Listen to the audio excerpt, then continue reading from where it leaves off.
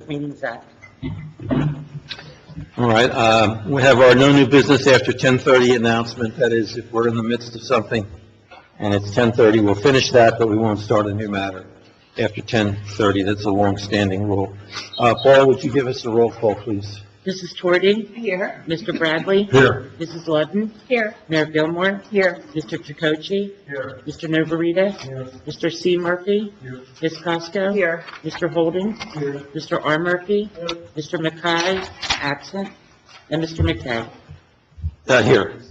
The first matter on our agenda is the Environmental Commission 2024 year-end report, and we have Janice Ludden from the Environmental Commission here. Yes, and Paul is going to say a few words as well. All right, so Paul will speak for the commission. Paul, come on up, and Lots of Paul. lots of applause. Did you do my address? Oh, this is Paula Hewlin, co-chair of the Environmental Commission. No, you don't need to be under oath for this. Okay, good. I'm just giving us a report. All right, good evening, everyone. I'm here to tell you about what the Hainesport Township Environmental Commission did last year. You all have a printout of this, and I think it's been a very good year because we got a brand-new environmental resource inventory that is top-notch. It's going to last for a very long time. We can update it when we need to, but that's probably the biggest thing about the Environmental Commission. We had a really nice day with really good contact with our residents with the 100th anniversary celebration. On Earth Day, we were also there giving out plants, and if you want to meet everyone who's at Earth Day, have a plant in your hand, and they're like, I'll take one. So that's very cool that the people who come to Earth Day are really interested in planting flowers or tomatoes or getting information. The Fall Festival Community Day was really well attended. We were very happy with how our booth worked and what we were featuring. So we were side by side with the green team, and together there was a lot of visitors. We were very happy with that. The rain garden, we are creating a manual for the rain garden that's right by the gazebo. And we're doing newsletters, e-newsletters. In the e-newsletter is a event that we just had at the street center, and we were very happy with the turnout, including us. It was 25 people, and we were presenting the Sustainable Jersey PSE&G program, which really has a lot of good things going for it. Most thing is saving energy for the homeowners. Upgrading their house, that it's weather tight, and that means that the heat stays in or the cool air stays in, and they're doing, when they come to your house, they do a front door to back door review, including the crawl spaces, the cellars, basements, the attics. They look at everything and make recommendations, and that's where they start if you're going to work with any of the contractors that we've signed up. The contractors have been really good coming to our events. They're doing a great job. So one of the big things that we get a lot of benefit from is ANJAC, Association of New Jersey Environmental Commissions, and the benefits that we get from that is really amazing. Whatever the topic is, we can find good resources there. There was just a conference down the street at Burlington County College that was really well attended. The speakers were amazing. So Janice and I were there, as well as John Kane, and we thought it was a great event. We learned a lot. We have been working on a tree walk, trying to identify the trees, and we are going to put numbers near the trees so people can go to our website, find the information that they need, like what tree is number 1, what tree is number 2. That's a work in progress, and we're doing good with that. So our members are really, really good Hainesport residents. Janice, me, John Kane, Leila. And we also have Marley Torres. She just helped us out with a question that we had about the applicants that were coming in tonight. So that was great to have that kind of resource. And so I would say that the H-Tech basically wants to thank you for your support. Everyone here is incredibly generous with us. And we feel as if we're making progress in Hainesport, in the environment, small ways, not huge ways. And I love the group, and I think they're doing a good job. Does anybody have any questions? Is Tish still part of the, We have her listed as emeritus right now. So, emeritus. So that works, because we have contacted her recently about a project. So I would say yes, as an emeritus. Anybody else? Any other questions or comments? Sure. Well, let me just say thank you very much for coming tonight. And on behalf of the board, I want to thank the members of the committee, yourself, of course, for the volunteer efforts that you've undertaken. And they provide, in my view, an important contribution to land use development in town. And you didn't mention it, but you do have 4 cases in your report that involve the Joint Land Use Board. And I can tell you that in each of those cases, the committee's recommendations, your committee's recommendations, they were material and helpful to the reaching of resolutions in each of those cases. So the committee's efforts in that regard we're grateful for the committee's efforts. Thank you, because we take it very seriously. I know you do, and I know that your community outreach and education raises public awareness of critical environmental issues and builds public support for environmental activism, which I think is needed. So you're to be congratulated. Thank you very much for All coming. right, thank you all. Good night. All right. The next matter is going to be quick. Ewing Auto Recycling. Bob, we got a letter from Doug Harris, the attorney for the applicant, Ewing Auto Recycling, I understand.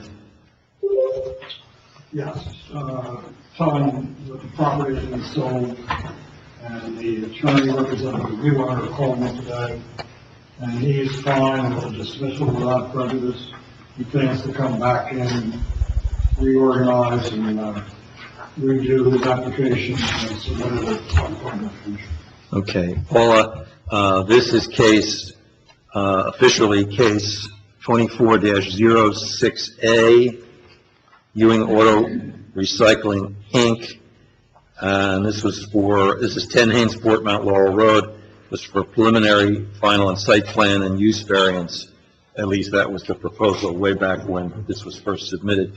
And we have a letter from Doug Harris, attorney, December 30th, 2024. Is this in the file? Yes, They have a record of this? it is. And we do have later on, underneath the resolutions, dismissing this case without prejudice. Without prejudice. All right. Can I have a motion to dismiss this case, 24-06, Cap A, without prejudice, meaning they can refile it? So moved. Second? Second. Roll call? Okay. Mayor Gilmore? Yes. Mr. Holden? Yes. Mr. Holden, you can't vote. No, you can't. Okay. Or as an alternate, yeah. I'll second it. Mr. Chakotay? Yes. Mrs. Twardy? Yes. Mr. Bradley? Yes. Mrs. Ludden? Yes. Mr. Novarita? Yes. Mr. Murphy? Yes. Ms. Costco? Yes. And Mr. McKay? Yes. That was a use variance too, so I'm not sure. Oh, then I can't. And I can't either. Can they vote on dismissing it, though? I don't know. I just- Or is it just 7 votes? It's a dismissal without prejudice. I just need the merits of it. Okay. Yeah, Okay. All right, sorry. yeah, there's no merits rulings going on. All right, Lorenco's, are you here? Yes. Teresa, Fernando, Lorenco, do you have counsel? Luke Grabiak? Yeah. Okay, Mr. Grabiak, come on up.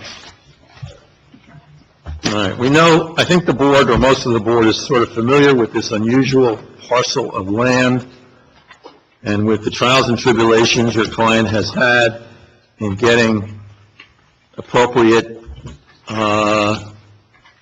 permits.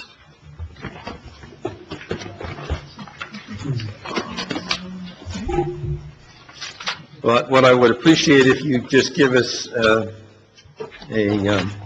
an executive summary of where we've been and where we're headed in this for those members of the board who do not have the long-term knowledge that others have. I think we need one more. Thank you. Thank you. 13 copies. It's on the 20, so I apologize. All right, first of all, Mr. Graviak, I described this, your client property as an unusual lot. Would you tell us why it's unusual? It's unusual because it's narrow. It's extremely narrow. It's about 127 feet wide, which makes it impractical for the applicants to comply with the 50-foot setback on both sides. I would say that's the most unique condition about the property, and... Well, its length may be deemed another unique condition. It's long, yep. I believe it's an existing non-conforming property in terms of length as well. But the length isn't really at issue in this application. Well, it isn't, but I think it might be something that the members of the board who are new to this case would want to know. I'm looking at your survey. Yep. And trying to see what the length is, but it seems to be... Yeah, I think it's about 2,000 feet in length, where I believe the ordinance requires that it be only 3 times the width, if I'm not mistaken. So yes, that is an existing non-conforming condition. So 127 wide and... I'm sorry, yeah, 127 feet wide, correct. 127 feet wide, yeah, about 2,000 long. 2,000 long, correct, which, is not inconsistent with the neighboring properties. What I would say is unique about this property as compared to the neighboring properties is that it is so narrow. Right. Right. All right, so what is the relief that you're seeking tonight? We're seeking relief from the side yard setback requirement of 50 feet. The applicants are proposing, well, I should say there's an existing home on this property that existed before my clients purchased the property in 2017. The existing home is 10 feet from the right sideline. The applicants are proposing a new home to be located 30 feet from the sideline. From the right sideline, it will comply with the bulk requirements in this zone in all other respects, obviously excluding the existing non-conforming. The existing nonconformities that have to do with the dimensions of the property itself. But in terms of setbacks and coverages, the property will comply in all other respects other than the 30-foot, side yard setback that we're seeking here this evening. So is it going to be both the left 30-foot and the right 30-foot? The left will be 50 feet and the right will be 30 feet. Okay. And this board actually approved an application, a very similar application about 2 years ago to this day. The applicants had formerly proposed a new home that would be located. So I should say that there are significant wetlands located on this property. And 2 years ago, the applicants had applied for a very similar variance to put the home 33 feet from the right side, from the right lot line. However, at that time, they did not have an LOI from the DEP. They were still in the process of obtaining the letter of interpretation from the DEP. And the reason that they couldn't move forward with the prior approval, where the home was supposed to go, which was in front of the wetlands between Ark Road and the existing wetlands, which are located, I don't know, roughly 500 or 600 feet into the property. When they got that LOI, they realized that the proposed home couldn't go between the wetlands and Ark Road because with the setback, the front yard setback that the home had to be combined with the buffers of the wetlands, and they also needed a new septic system as well. They simply couldn't fit the home and the septic between the wetland buffers, which are located sort of in the middle of the property, and Ark Road. So what they're proposing now is the new home to be located behind the wetlands. I believe we submitted the letter of interpretation along with our initial submission. So they're proposing for the new home to be located behind the wetlands. I think it's 700 feet from the front property line.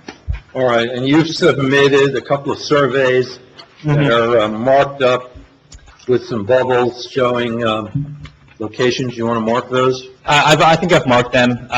The first is Exhibit A1, that's a plot plan. It's a survey, marked up survey, I'll call it a plot plan. So you can see the existing home on the property as well as the proposed home 700 feet from Arc Road. You have that, Paul? Yes. And what I've marked as Exhibit A2 is an aerial with, I should say, the sidelines in that aerial aren't exact, they're rough. But that's the point of that Exhibit A2 was to show the property in relation to the surrounding properties.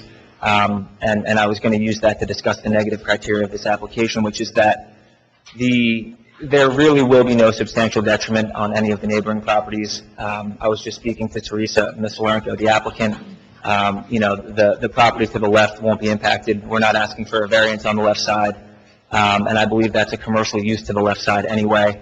And then the property to the right, which is the property that would potentially be most impacted by this, if this variance were to be granted. But in terms of the negative criteria, we still don't see any detriment on that neighboring property, primarily because, number one, the existing home on the property is located 10 feet from the side lot line. We're proposing the new home to be located 30 feet, so we're centering the home more than what's there today. And also at the depth that we're proposing the new home to be, which is 700 feet from Arc Road, at that depth, the neighboring property, if you're looking at the subject property with your back to Arc Road, at that depth, the property to the right, what's there is really open space and wooded area.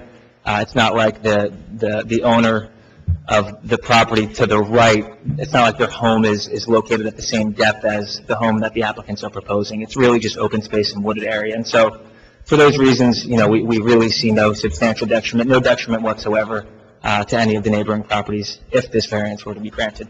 Right. And Paul, we have as Exhibit A2 Yes. the aerial photograph.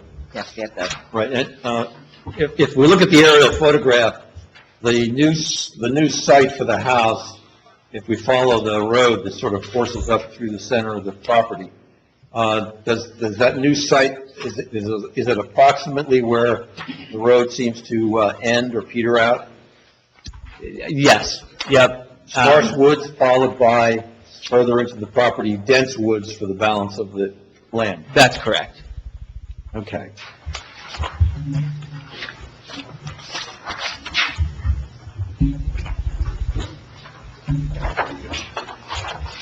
All right, are there any questions by members of the board to this application?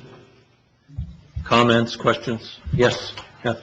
Mr. Chairman, I guess the question I have is from the previous approval, you had, Burns County Health Department for the well and septic. Correct. You had approvals from Bowen County Soil as well. That's correct. Are they being reapplied? I know that the applicant has already received approval for the new septic. Okay. I would defer to the applicant at this time. Have we gotten approvals for the soil at this time? We've gotten both approvals.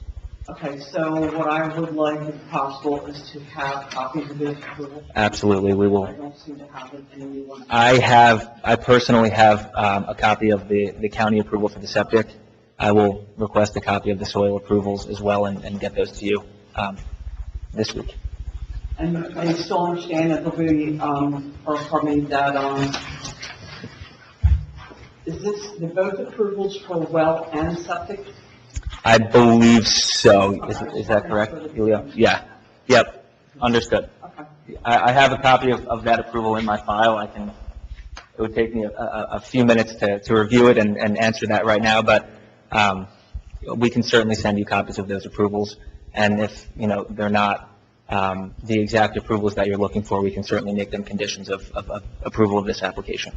So will they be, at this point, will they be knocking the original house down before the new one is built? That is something that I was going to have Elio Lorenko, Teresa and Fernando's son, who's, was involved in this project from the start. I was going to have him testify to that, but I believe the answer to that will be that they propose to keep the existing dwelling for the purposes, for living purposes and also material storage purposes, storage of materials, I should say, until the time that the new home has plumbing and an electric meter installed, and at that point, I think they're comfortable demolishing the existing dwelling. And I took a look at the resolution from the prior approval a couple of years ago, and I believe that's what was agreed to at that hearing as well.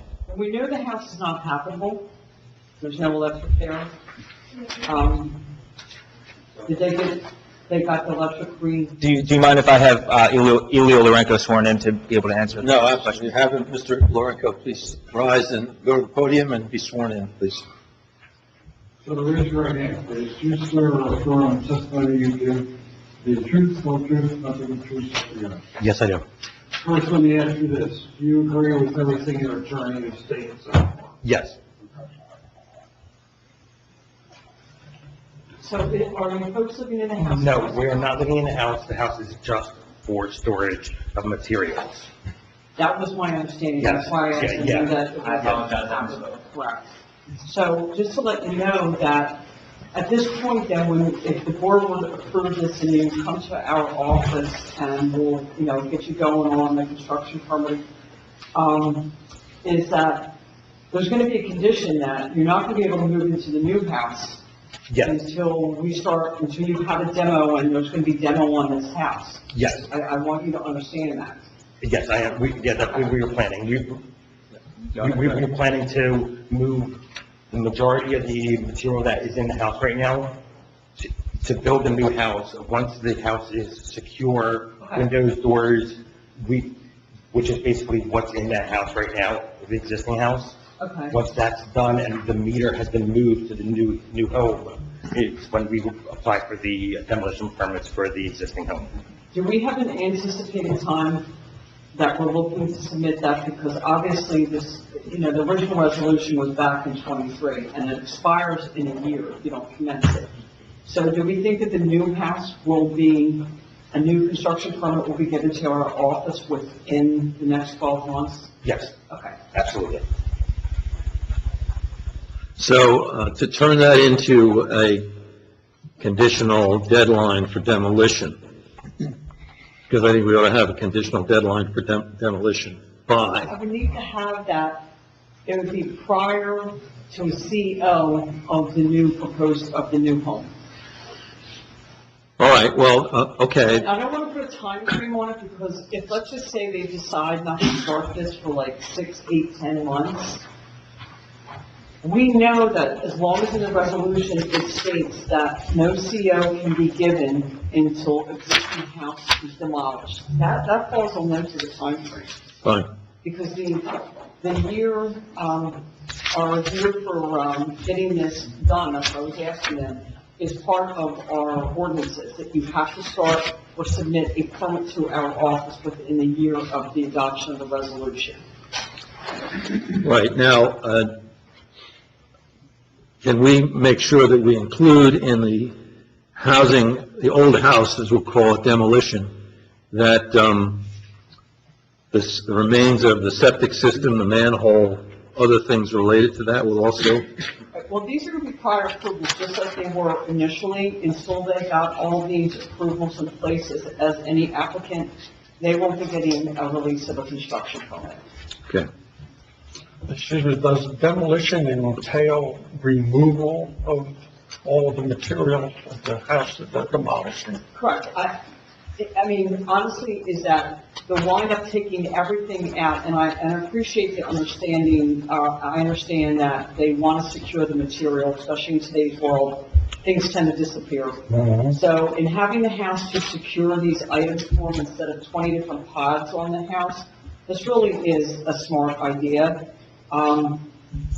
Yet we know that they're not going to demolish the house with all the material and everything else in it. So they will definitely have to get a demo permit, for that house. They'll also have to get their disconnect letters, even though they know they're disconnected.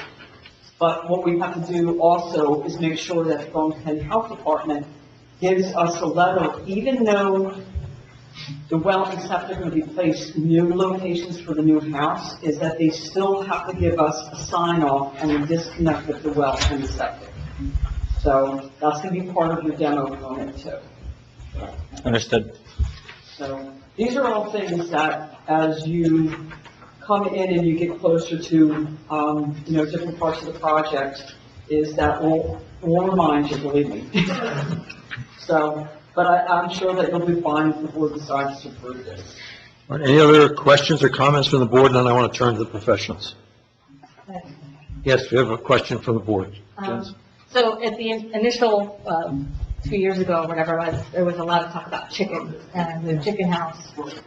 Is the chicken house still there, and where does that lie with respect to the now that we know where the delineation of the wetlands is? Are the chickens in the wetlands area or They're buffer? behind the current shop that we have there. It's a two-car garage.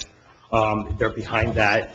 Where is that in relation to where the house is being proposed? So the house is approximately, do you have another? So the house is going to be 700 feet from the front lot line. The garage is going to be another 150 to 200 feet roughly Further back? further back. And then the chickens are another, I want to say 100 feet back from that. Okay. And- And they're currently already there? Yes. Okay. And the chicken coop itself is 50 feet from the left property line. Okay, and it's not encroaching on the back, it looks like you have wetlands on the back part of the property no. as well? Yeah, that's 1,000 feet. And then, from the aerial view, there's like a driveway that goes, does that go all the way back to the chicken area? Yes. Okay, so it does cut through some wetlands, I think has been noted. So that can't be paved? I'm assuming it has to stay gravel, or I'm not sure exactly what... They've received approval from the DEP for a gravel driveway to traverse through the wetlands. Okay, but just gravel Yes. can never be Gravel. paved? Yeah, okay. Correct. Okay, and then, so we're back more into the wooded area as far as where the new house will be put, or So not there's quite that far? so there's two sections of woods on the property. And one is where the wetlands is in the front, and then there's an open area where there's I'm going to call it a shop. And then there's another set of woods all the way in the back. Okay, So it's not going to be that far back. okay. And I just now saw where the chicken coop was in the diagram. Thank you. So the other question I have, Anything else? I actually have your DEP approval wetlands from your engineer with me. We now have a new ordinance for tree removals. So when you were approved back then, that wasn't in place. So my question I have for you is that, I see that there are a lot of proposed trees that are going to be planted here according to this plan. The question I have is not necessarily the trees being planted, but are there any trees going to be removed? Because if there are, then that brings up a whole other element of what you have to do. So mature trees, no, there's some saplings that are invasive species that we are going to be removed. They're less than 5 feet tall. What is the what we need to find out, if I recall, Mr. Taylor, is the diameter of them? It's, Yes, and if any trees are 8 inches diameter, breast height, or greater, they need to be identified. And we're not saying that there are or aren't, but if for some reason there are, then they need to be located and identified, and then if it exceeds the permitted annual removal of the existing species. The township ordinance happy has that information. yeah, none of these trees are 8-inch trees, but they're an inch at most. Okay.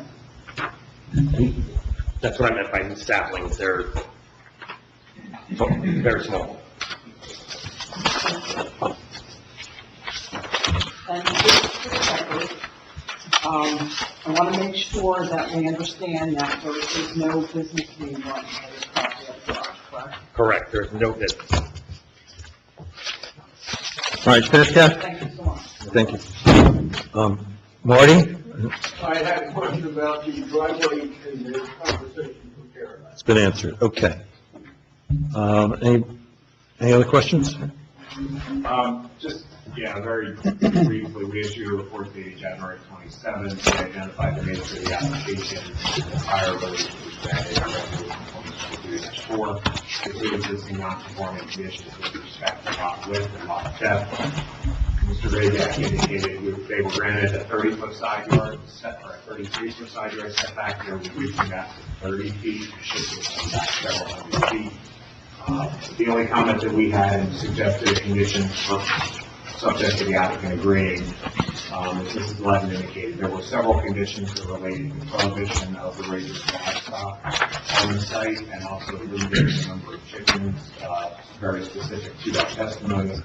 So we would recommend that the applicant agree that all those conditions of resolution 2023-4 be carried forward into this resolution, along with any others that are expressly not applied tonight in terms of the timing of the demolition of the structure, the limitation of paving of the driveway to gravel only, as identified by NJDEP. I think it's important to have that in so that if at some point in the future the Lorencos sell this property, the zoning officer and everybody else who may not have that DEP information at hand will be able to refer back to that to make sure that that doesn't turn into an asphalt drive at some point. You know.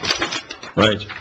And if I could just respond to one of Mr. Taylor's comments, I saw in the, as a condition of the prior approval that, as you stated, that no livestock, there would be no raising or grazing of livestock on the property. And, you know, based on my review of the ordinance, that is actually, the raising and grazing of livestock is a permitted use in this zone at this property, subject to certain requirements, of course. And I was just wondering, you know, I would like my clients to have the flexibility to utilize the property for that purpose, so long as they do meet those requirements in the future.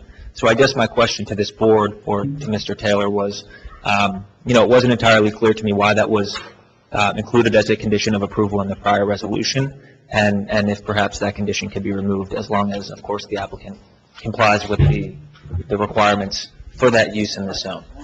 Although the applicant could come back if they so desired. If it's a permitted use and they comply with the requirements, though, I mean, it would just be a matter of obtaining a zoning permit, correct? So let me explain something. Okay. Because you have such an unusual lot, if you take a look at the ordinance in the RR5 zone and the agricultural uses that you allow, Yep. you are correct in stating that that is permitted. Mhm. But when you read about the housing that the animals will need, Yep. you would need to come back here. Yep, okay, So fair enough. It's not a matter of just a zoning approval. Correct. It's a matter of the fact that your other structures are going to have to come back, and if you have livestock, a horse or any other thing. I you have to look think at the that. requirement that you're referring to is building or housing of these livestock, correct?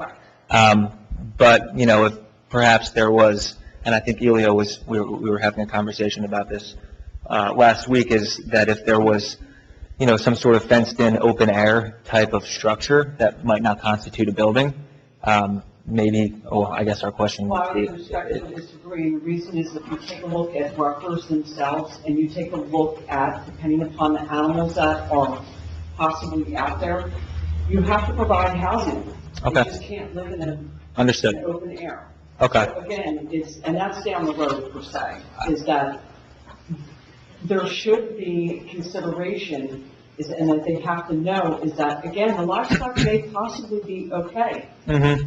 but you're not going to have livestock without housing. Without housing, understood. I guess my question would be, you know, I don't want them to agree as a condition of approval to outright not be able to raise and graze livestock at the property. I understand that, you know, in the event that they do so, based on the uniqueness of the property, they would need to come back in for an approval, but, you know, I don't want to, in the event that they decide to do that, I just don't want them to be, you know, constricted or restricted by this condition. Well, then they should come back, they could agree right now that if they decided to have livestock, that they would agree to come back to the board for approval for housing.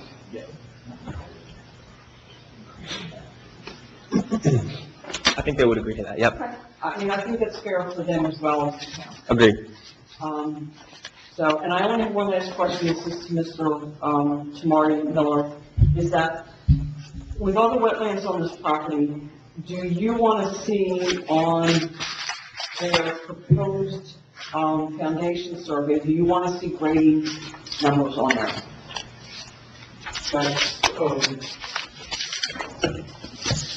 Because in normal cases, we don't, again, this is such a unique lot, there's wetlands on there, and that's why they're back, obviously, is that I don't want the foundation, the proposed foundation survey to come in and it not have, because they're gonna have to give us top of block and everything else.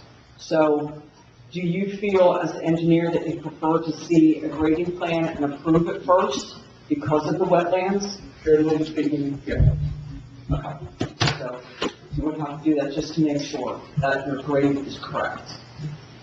All right, Well, the idea of the grading is that it's not going to affect the neighbors. correct. That's kind of my point, yeah. Thank you. Yep, thanks. All right, so to recap.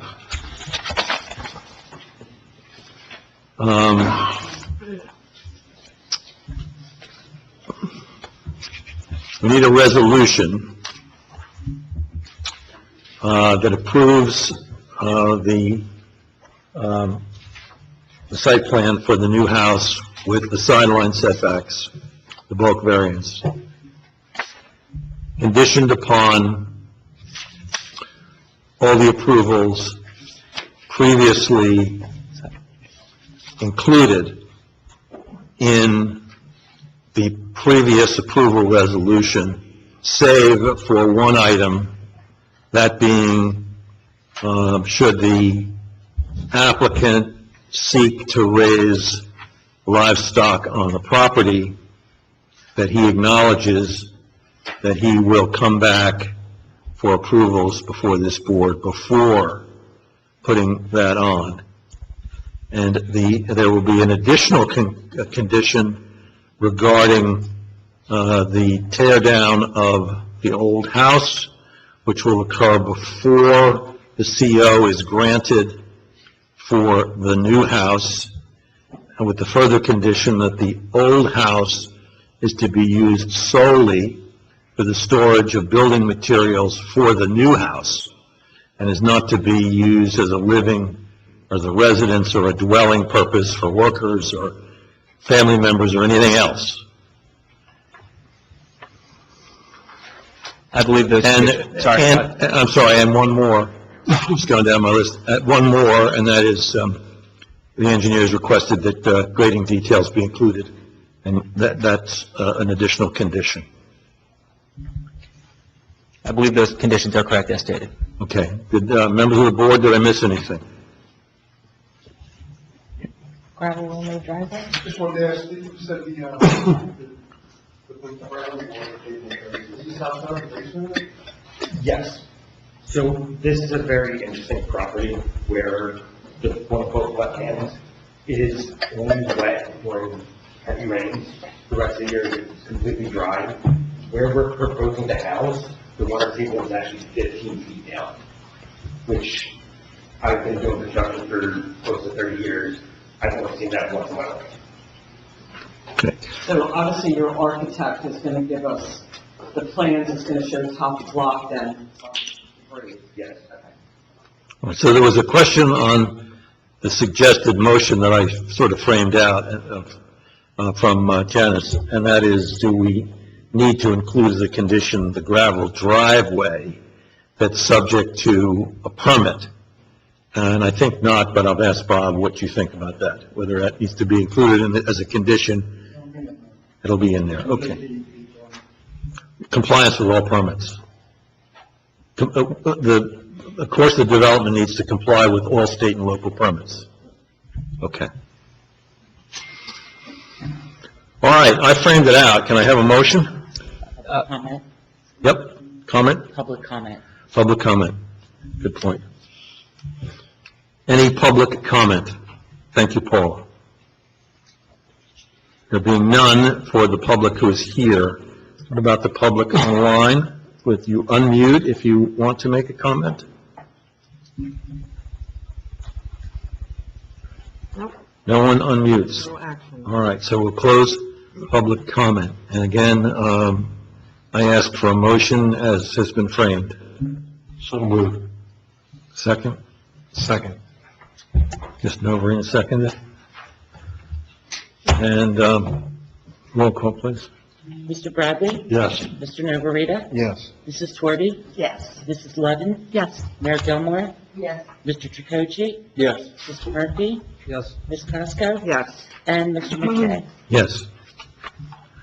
All right. Thank you, members of the board.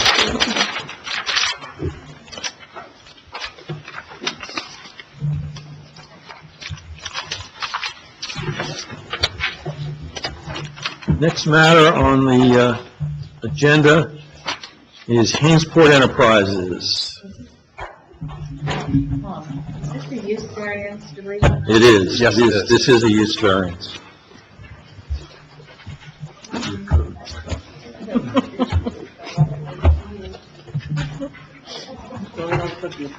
They double book you, huh? This matter is a use variance that's going to require 5 members affirmatively voting, correct? You have 7 voting members, it's 5. 5, right. That's for the use variance, site plan. Right, the site plan is normal, it's a majority. Yeah. All right, Mr. Heinold, how are you? Well, it's actually Chuck Petrone for Doug Heinold. Mr. Patron, sorry. No problem, Mr. Chairman. Thank you. What we're here this evening for is for Block 7101, lots 1 through 5. It's the 5 undersized lots that are adjacent to the existing Hainsport auto and truck repair use. I know this board has seen a few applications in the past with respect to the adjacent property. I think the most recent one was probably within the last 2 years with respect to the reconstruction of the building. Yeah, this is for that now mostly, if not exclusively, unpaved lot that's to the east. Correct. The newly constructed or reconstructed garage building. Correct. Main repair garage building. Correct. Correct? Yes. And you've got a plan here for, a site plan you have here, and you're proposing paving, striping, Curbing, landscaping, lighting. stormwater management, Correct. lighting. Yes. The only thing I don't know about your plan is if you look at just take any page of the site plan and the stormwater management area or the retention basin, in effect. Next to that, to the east of that, there's a sort of a blank area. What's going to go on there? Well, we're going to get into the existing conditions. All right. And the proposed, so we'll have All right. our engineer testify to that, and hopefully we will address any comments the board may have during our presentation, as well as addressing comments from the board's professionals. Yeah, I appreciate it with regard to that, particularly with regard to the buffering issue on Route 38, and traffic flow through the lot onto Route 38. We're going to cover all that once the applicant's professional engineer is sworn and testifies. Okay. But So you want to swear in everybody? we can have them sworn in. Even if John, raise your right hand. You swear or affirm testimony you give tonight is the truth, Okay, your engineer, what's his name? Joseph Mancini, Joseph Mancini. Mr. Mancini, have you appeared before this board? many a time. Many times. And he's I'm been sorry, recognized. I usually recognize everybody, but I just don't recognize. Yes, maybe that's what it was. You moved the hair from your head to your chin. Just at the outset, my preliminary statement is basically, we're taking the dirt and gravel parking area and formalizing it into a, paved surface area, delineated spots, landscaping, lighting improvements, stormwater management as well. Now, the parking for this site will be limited to employee parking for employees of Hainsport Auto and Truck Repair, as well as parking of repaired vehicles waiting on customer pickup. Unrepaired vehicles that are being dropped off by customers will not be coming onto this site. All drop-off is at the adjacent auto repair facility. So that's, where customers are going to be directed to for drop-off. Like I said, employee parking only and repaired vehicles waiting for customer pickup. Now, what I'm going to do is have Mr. Mancini go over the credentials I think we can dispense with because of his prior testimony and recognition here. Yes, we'll accept Mr. Mancini. And Joe, I'm going to ask you just to describe the property, the existing conditions, and the relationship of these 5 lots with respect to the adjacent Hainesport Auto use. Sure. So I'm gonna refer to this exhibit here. I'll call this A1. This is really just a rendered version of the site plan that's going to be set. To give it some color and some context. The 338 on the bottom of the page. The existing rebuilt office is on the right side of the proposed parking area. This is Lorraine Ave, the propane facility, and behind that is the mobile home park. So the application, as shared, was for 5 lots, which comprise this entire area. All those lots are undersized. There's lot 7101, lots 1 through 5. Are you proposing to combine all those lots, by the way? Those lots will be consolidated. So that's about 0.84 acres. All of the properties are located in the HC highway commercial zone, as are the properties east and west of us along Route 38. The site formerly contained a residence and horseshoe driveways. Those have since been demolished, and was proposed to continue to utilize this as parking associated with the Hainesport Enterprises auto truck repair, as you heard, exclusively for employee parking in the back of this lot, and the balance of it, 38 spaces in total, being for completed vehicles that are ready to pick up. So there'll be a particular connection to the existing paved driveway in front of the office site, and also there's 2 aprons right now because of that horseshoe driveway. Therefore, we're going to close one of those and consolidate that to a single access drive right in, right out, of course, on the highway at the center of that property. Is that going to be an entrance and an exit? It is, yes. That particular cut? DOT approval, of course, that's the intention, yes. Right. Although there is some signage that really directs clients that they're not to drop off vehicles here, and will direct them to go to their normal course of action, going to the office for any drop-offs. As you said, these are really just for completed vehicles. Also, we're proposing new lighting associated with this parking lot, landscaping buffer along Route 38, which speaks to a little bit more in the future, and obviously the stormwater management area on the left side of the property. The balance of this is some wooded area adjacent to Lorraine Avenue that's going to remain, and I think there's also some comments in the board plan's letter about supplementing that existing wooded buffer, because we do have one residence way over here. She's about 200 feet away from Route 38, and about 200 or 300 feet from our property as well. But to the extent that that is residential use, the closest one, if we need to enhance the landscape buffering there, we'll provide that as well. Is the excavation for the retention basin going to remove trees, which then might have to be replanted? It may, and we haven't identified how many of those trees are, but to the extent that it removes any trees greater than 8 inches, we'll supplement landscaping by meeting the compensatory requirements. So to the extent that we're removing any specimen trees, we'll compile that ordinance requirement. All right, and this basin is to be dry most of the time, except in rainy conditions? Correct, yeah. It's designed as a dry infiltration basin, and we did some soil testing on the site from that point. Is it to be fenced in any way? It's not proposed at this point, and we can certainly entertain that if we think it's of a nuisance. I'm not suggesting that, I'm just asking. No, we're not proposing fence, but as you said, it should be dry all the time, and it has to drain within 72 hours for the state rules. How deep is it? It varies. It's 4 feet deep, and depending on the topography, I think it's 4 feet deep generally is consistent depth. Okay, thank you. Did you read my outline?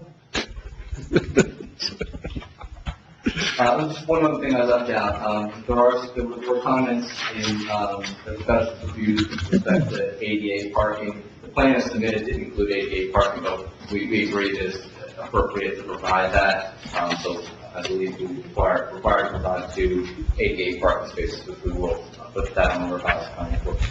All right, you're going to locate those as close, I guess, it makes sense to locate those as close to the building as possible. Absolutely, yeah. So the spaces that are closest to Route 38 are for passenger-sized vehicles, so we're probably going to locate these as close as possible to the office. There's the ADA parking position at the office, so likely the spaces will be the ones to the ADA.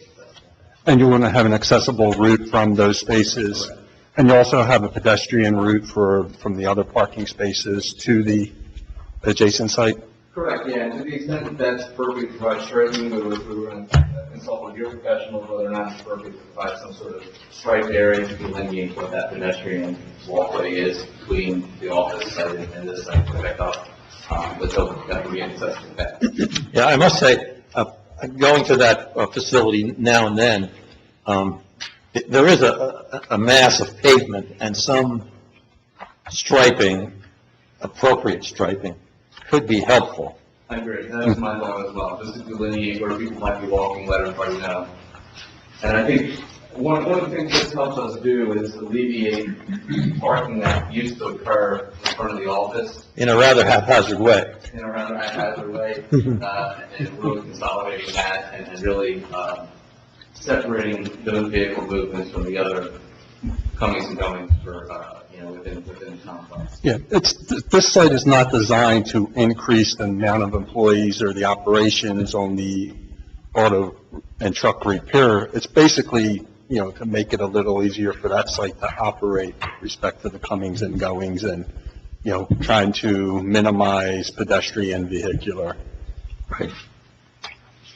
Now, maybe I may be jumping ahead on your outline, but my mental outline, I want to go to the issue of the Route 38 border, the frontage, and the setback of the parking. I think the ordinance calls for 25. Our planner points out that you're at 8.5 or something like that. And I guess the question is, given the size of this lot, can't we get back to 25? Yeah, so we are asking for variance or waiver for that setback requirement, for the 25 feet. We're providing 11.7. Certainly, it's not impossible to comply, but we think it's prudent to provide as much parking here as possible to serve that function that we discussed. Having it in place for the vehicles to be picked up. We think that there's ample room in that almost 12 feet to provide substantial evergreen truck buffer that blocks headlights. I think this is much more than is along the rest of Route 38 frontage. That's not to disparage what's going on in the rest of, our complex. You're right, it's absolutely more, but we're always looking for improvement. Understood, and I truly believe that this is an improvement, where there's nothing there now, and I think we'll have a solid evergreen buffer, and I think there's some, modifications that the planner recommended that they were in agreement with in terms of switching out species, making sure we have a consistent evergreen buffer. To the extent that we have any other buffering that we want to do along Lorraine Avenue, we would do that, but we would believe that this is adequate, and by complying strictly with that 25 feet, we necessarily lose 12 of these parking spaces, and I think that really impairs the function of what we were shooting for here. All right, well, Mr. Mancini, you toss out the number 12, that's good. So we have that as a reference point. Do you have a count of how many spaces you think you need based upon experience? And then we can look at that 12 and compare it to what your need is and see if that 12 is really important or not important. Fair question.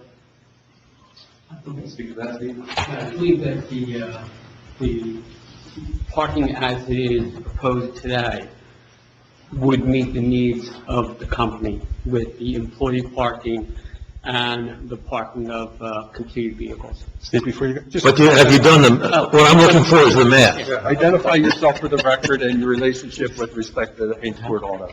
Sorry. My name is Steve Nadell. I am the Secretary Treasurer for Hainsport Enterprises. So the math, that's what we're really looking for. What is it, what do you think you need in terms of, and you got two sizes of spots. You've got oversized slots, well, maybe three. You've got handicapped, you've got regular cars, and you've got oversized. So The facility does light trucks also at the adjacent property. So that's the need for the oversized trucks plus some employees. I know, I got a big pickup truck and it fits in a normal car slot. I mean, I've got a big 4x4 and it fits into a normal car slot, so I don't know whether you need that for that. Well, these are, when we're saying light truck, they're also commercial light trucks. So they would be box trucks, which would be a little bit bulkier and a little bit longer. No doubt, those are bigger, yeah. What is the current number of vehicles that are sitting on that parking lot waiting to be picked up by your customers? Do you have an estimate of that number? I would have to get back to you because it would change at any given point, and then I would have to add in the total number of employee parking that is proposed also. Well, can we break That's it? the point Mr. McKay's Yeah. trying to get to. What Gus is saying, we can start with the question of the employee parking. That's a fairly stable number, I'm assuming. So there are on average 79 employees at the facility. 79? But they don't all park in this lot. No, they don't all park in. And you were talking in that about lot. we're talking about the facility being all those many buildings, including the body shops in the back, that sort of thing. There are approximately 17 employees who could make use of that parking lot between office workers and the mechanics and office workers who service that particular area of the auto and truck repair facility that is adjacent to the property. Okay, and so how many slots,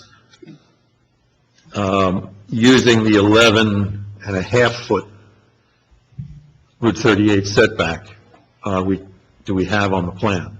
We have 17 employees.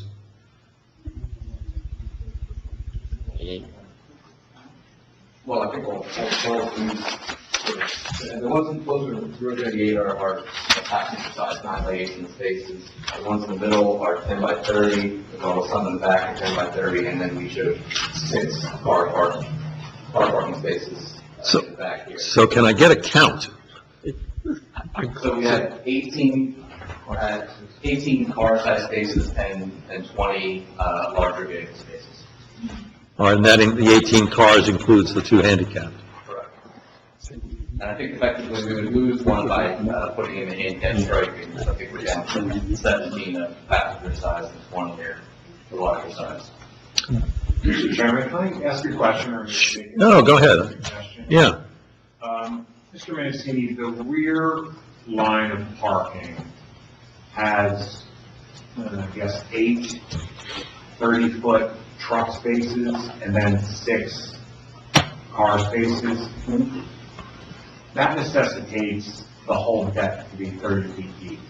So if those 8 rear truck spaces were converted to car parking, we could pick up 10 additional feet of buffering.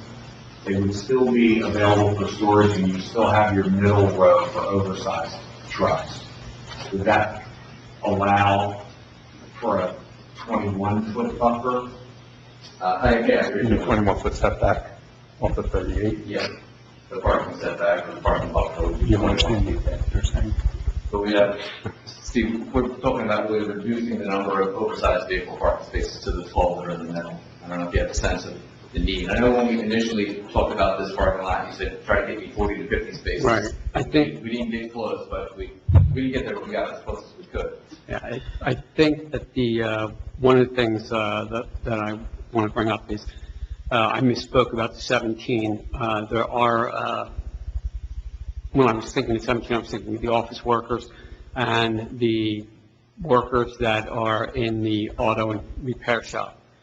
But there are also service workers who are roadside assistants and tow drivers, and that's another 7 who could potentially use that lot. The other thing that we would have is the oversize for our customers, like a Bev Tech, who uses delivery trucks and a large number of box trucks, or sort of like box trucks that you're going at, who constantly are on the premises with their trucks. So the oversized spaces are very important to us because they're important to our customers. And presenting a safe place for us to park them when they're completed is important. Where are those oversized, is all of this accessory, scratch that. The masonry building that's directly adjacent to that, you said that's where customers will go in there to pay for their car to then pick it up? Yes, that's the service area, yes. Is that the service area for just passenger automobiles? No, that's also for the light truck. So that facility right there does light truck and auto.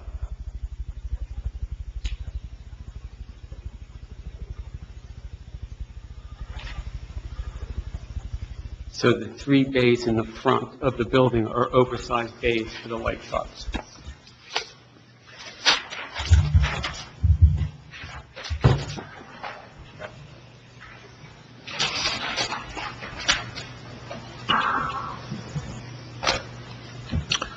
Board members, any other comments on this parking issue? Might as well deal with it now.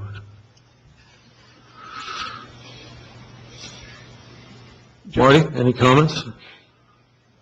Marty? Any comments?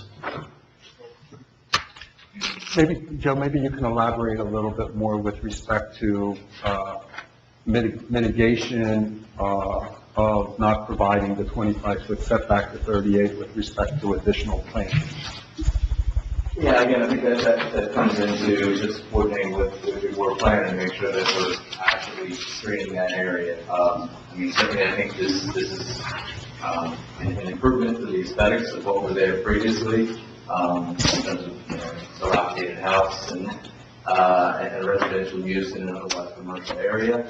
And that doesn't sort of give us the space to do whatever we want. But I think it's within that area, we can substantially block it. I think the primary concerns would be the aesthetics. I think it's substantially improved. And then what are the impacts of sort of headlights on that Route 38? I think we can appropriately mitigate. I think, and we don't see a lot of other sort of uses along 38 here, but I don't think that the proximity of those parking to 38 would be wildly congruent with other uses along that park corridor. I understand the concern. We certainly want to do whatever we can to make this as close to compliant as possible, but we also want to be sensitive to the fact that if we remove too many of these oversized parking spaces, we run the risk of sort of undermining the goal of the process, which is to really improve the site circulation and site safety for the complex as a whole. So I like the idea of having this area available as many spaces as possible for completed vehicles to be picked up, so that those reduces the number of movements, jockeying vehicles around when they're ready to be picked up, and it reduces the number of conflicting movements with customers coming to the site, looking for their vehicle. We have a designated area, and it does require us going out to Route 38 and then back into the site, running those kind of conflicting movements. I think it's from a site circulation overall perspective, it improves the safety significantly. Excuse me, could you show me how traffic comes into your facility? Yeah, so there's the press curve in front of the existing office, as well as in front of the other part of the store here. I think it's 1468 is the other building address. Okay, so the parts location there, and this is Right. auto repair Right. facility. So there's separate driveways for each of those sites.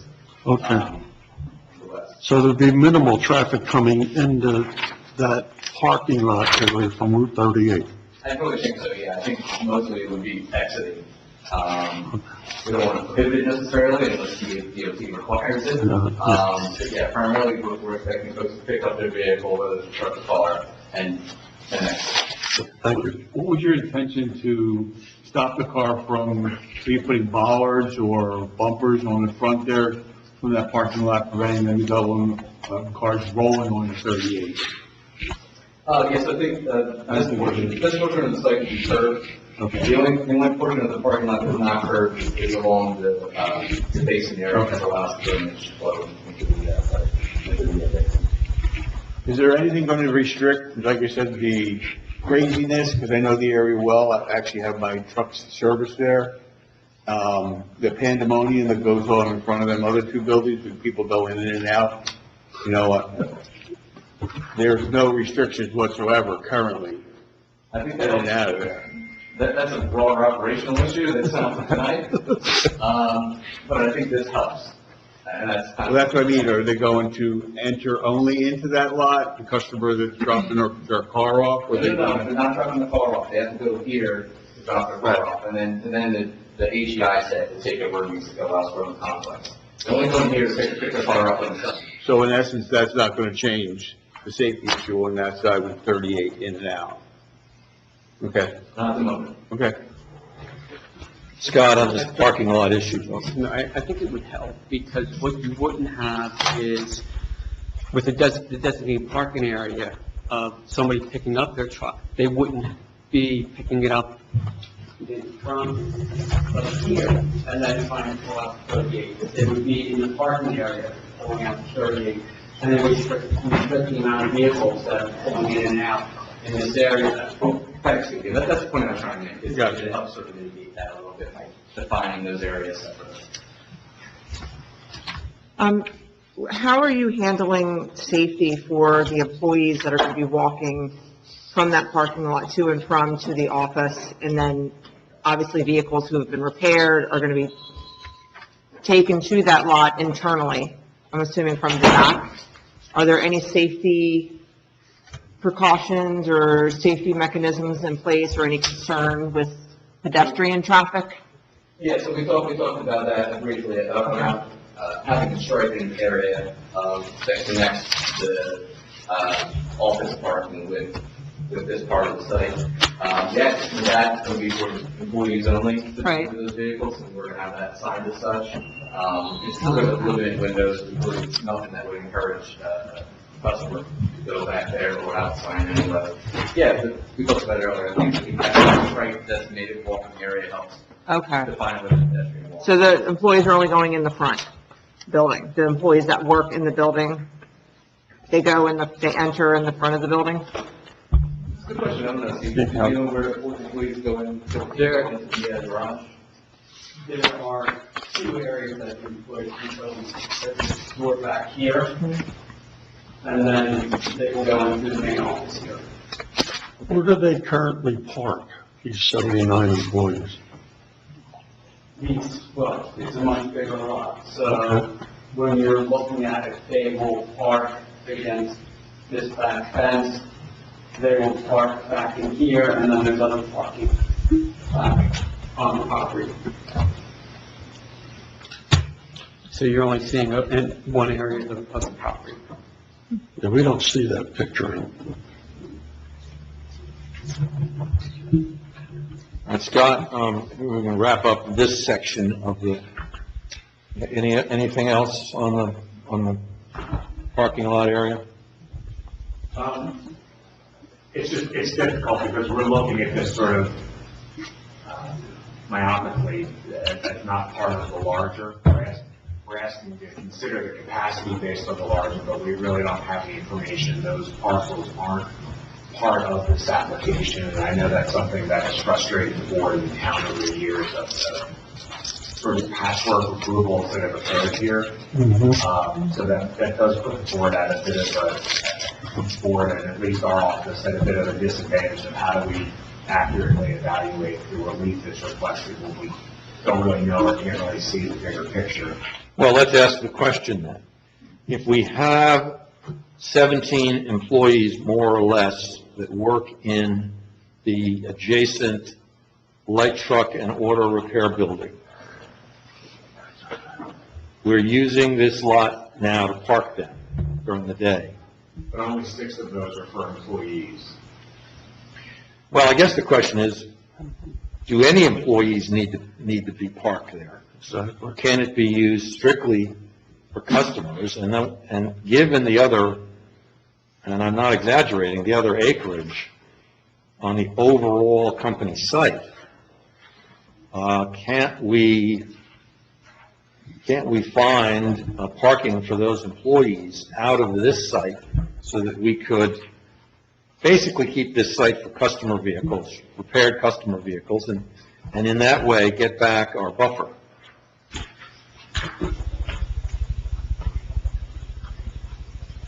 So that's a utilization of the site, and we don't have to, I mean, I'm just looking at the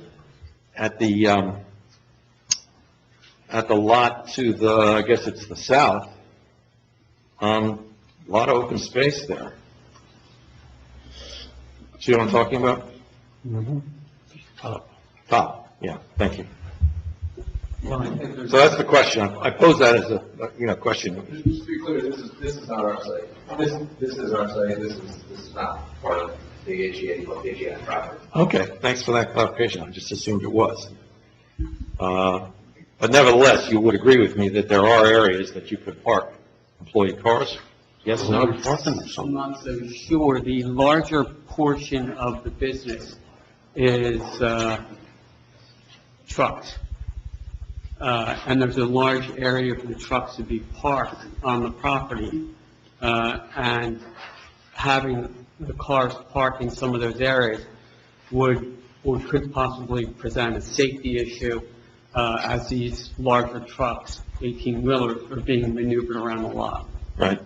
And being worked on. There's 20 bays. Right, it's a fair point. I mean, for truck repair, and then there's a truck auto body shop. And then, so those in itself take up a lot of space. And for us to service the trucks that are there, we need the space to be able to park them, and they are parked safely now. I just wish we had the benefit of an overall photograph or survey of all the related properties. And I think you and I are having a discussion, and we're both a little bit handicapped because we don't have that. You're handicapped because you're not able to point out to me some of the things you just said. I'm handicapped because I'm thinking, unless I see the blow-up, I'm thinking there's got to be more room here. And that's the problem that we're having right now. Scott, any thoughts on that?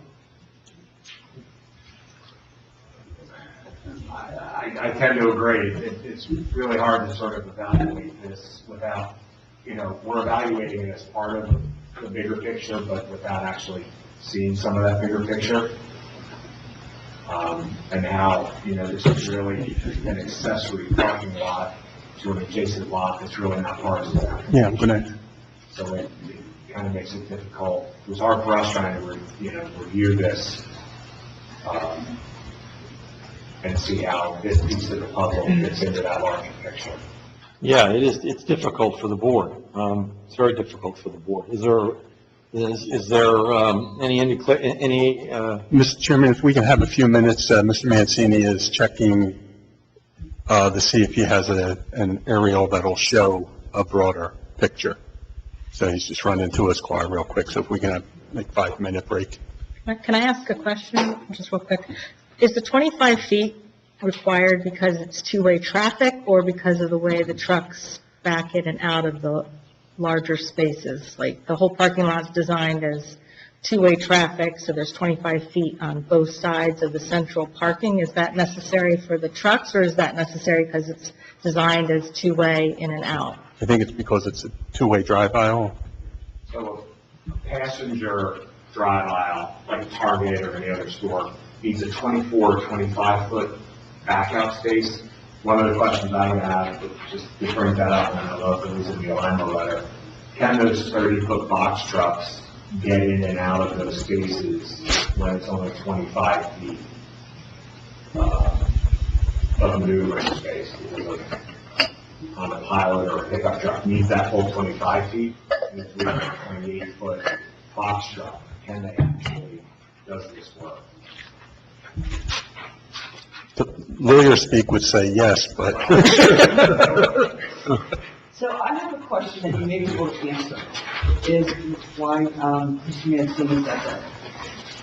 So in going past this literally every day, one of the questions I have is, what is the average time frame that a car, a residential car per se, an owner is picking that up? Are we talking about the end of the day?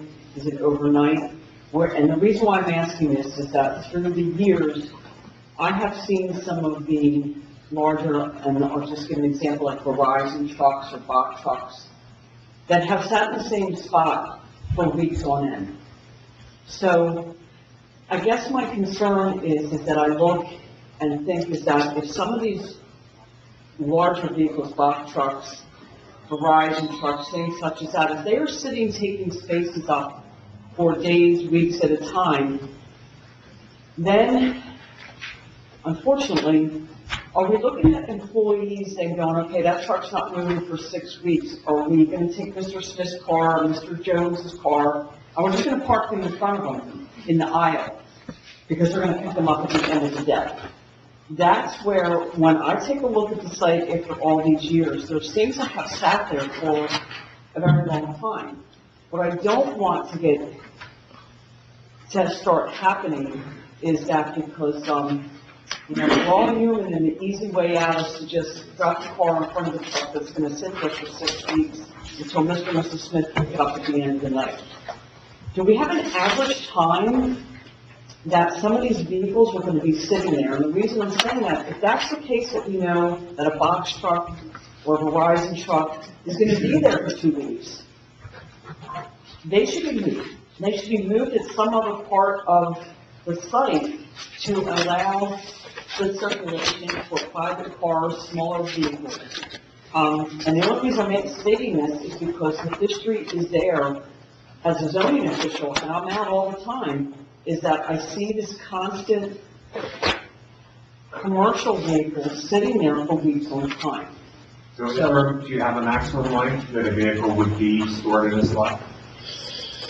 It would be difficult to say that because that would depend on the customer and what they're doing, which we have no control over. So a customer could say, we could say that your truck will be ready in 2 days, and the customer would say, well, I plan to come and pick it up in 2 days, but they come and pick it up in 4 days. Some of it is also we have recurring customers with the same logos and the same trucks, BevTech, Hertz, trying to think of the But I think to Mr. point, that's unavoidable. Different Verizon trucks and different spots. So that's I think what the board is being asked to approve here is a lot where repaired vehicles will be parked pending customer pickup and not a vehicle storage lot. If this was actually, it's not I know, not the intention. but that's where I think, I know it's not the intention, but I think from an enforcement standpoint and moving forward, and expectations for you guys, I think from the buffer relief and everything else, if this is going to be used for customers to come in, pick up the cars, and having it close to the road, having it accessible makes sense. If it is going to be used for longer-term vehicle storage, it actually puts you into a different category of setbacks and buffering. So I think having some maximum time frame of, and whether that is 5 days or 7 days or whatever number the board thinks appropriate, may be appropriate here, so we don't. That's a tough thing to say, because what would we do with the customer? If we said to the customer, they came in and they said, you repair the truck, we say it's going to be ready in 3 days. They say, good, I'll be there in 5 days to pick it up. And they don't show up for 10 days. But the normal situation is, how long will a repaired vehicle sit on the lot before a customer comes and picks it up, whether or not it's, an individual passenger car that was repaired, and getting notice that, okay, it's fixed now, available for pickup, or one of your, fleets that you service, how long, generally from when they get notice that the vehicle's repaired, customary for your business that they come to get it? I can tell you if it's a commercial truck, they want it as soon as possible, take the way the ebb and the flow of the business goes, in November and December, they don't want their trucks repaired. They're not going to do regular maintenance because they want the trucks on the road producing revenue. So they're going to do everything they can to make sure that a normal maintenance is done prior to that time of the year, October, November, December. And when the truck is repaired, they want to pick it up and they want to get it on the road because companies generally don't keep that many spare trucks to service their customers. So there shouldn't be a situation where trucks are sitting for a long period of time. Has it been used over the last 2 years where there have been certain trucks for extended periods of time out there? I couldn't talk to 2 years. I haven't been with the company for 2 years. How long have you been with the company? Since January of last year. Are you aware that there have been certain vehicles there for extended periods since last January? Not that I'm aware. Are you aware that there were vehicles for sale out there in the past year? Yes, and I've heard the comments from the board, and I've had that. So vehicles are no longer sold or rented at the site? No, vehicles are sold, but they are not parked out in the front of 38 with a sign on them that says for sale. That was asked to be stopped. Where are they parked? None of the vehicles for sale, regardless of a sign on it. This lot is not to be utilized. No, the lot will not be used for sale of trucks. And some of those that were on here in the last year, those vehicles sat there for extended periods, correct? The only time that I was aware of it, I asked them to be moved, and they were there for maybe 2 days before I asked them to be removed to another area of the facility.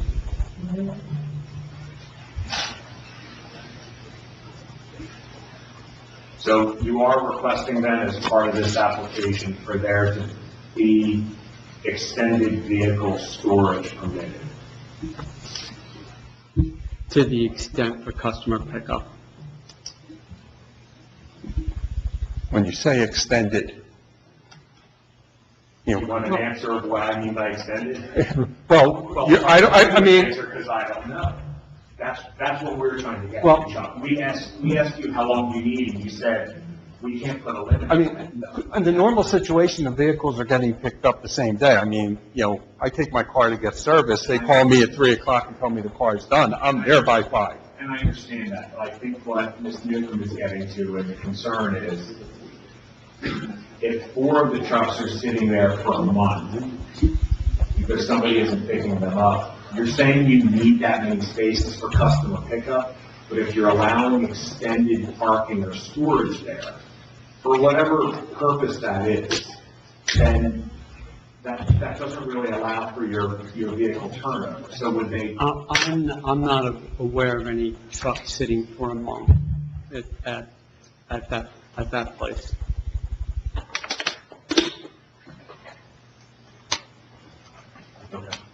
Mr. Mancini, did you have any luck getting a broader diagram? Just the sort of black and white line diagram, Mr. Chairman. I don't know that adds a lot of flavor to what you're looking for, a big area where they're more productive. Unfortunately, I don't have that with me. But I can kind of give you a lay of the land with respect to the other API properties to the extent that there's any movement. Are we familiar with that? What's our next exhibit number? I think we're at A2, unless something when I was paying attention. No, I don't think so. A2. That's A2. A1 was Overall A1 was the overall site survey. So this is the preparing survey, from 2020 that our office prepared. So for context, go back on this, that's some block of discussion. Context, the properties we're talking about are here at the top of the page, Route 38 running up and down in this case. This is the office location with the 3 bays. There's 2 other buildings here, Iowa Ave. This is the site that was formerly the Haddon Fence site. And then the larger triangle property in the back, which consolidated several lots, is the newer, repair garage building. Right. So this is not part of the property. This is the Gelman, property, so it's these properties here and the ones that are on Route 38. Okay, Route 38 runs from top to bottom, right? Right, on the left side of the page, right. So generally, what I call the Haddon Fence site only really has a few parking spaces, adjacent to this, smaller office building here. This is where we did some plantings along Route 38 in front of that site. These buildings have parking in the front for customers, and generally some parking in the back for vehicles that are in various states of repair. And then this is generally, Steve, you can correct me if I'm wrong, but generally larger vehicles being worked on in these garages in the back. So that's where a lot of some of the bus activity, one truck repair activity happens. And these are the 20 bays. Correct, yeah. 20 truck bays. And this area is for the parking of the trucks to be repaired. And this is the auto line, this truck body shop. The repaired trucks, where are they currently being stored? On the gravel parking lot? No, nothing here. They're being stored in front of over here. And they're moving out. When that truck is repaired, there's carriers coming in and get them. Thank you. But you are storing trucks on this gravel parking lot now, correct? With the one goes into, Lots 1 through 5. 1 through 5. Mhm. There may be, I can't say for certain. But that's not the intention of what we plan to do.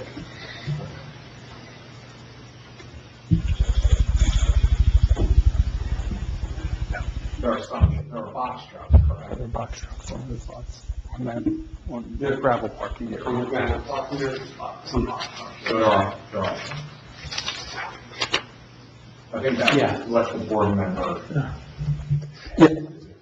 Yeah, those 5 lots, there's a gravel parking area that's, that vehicles are, parked in from the auto use.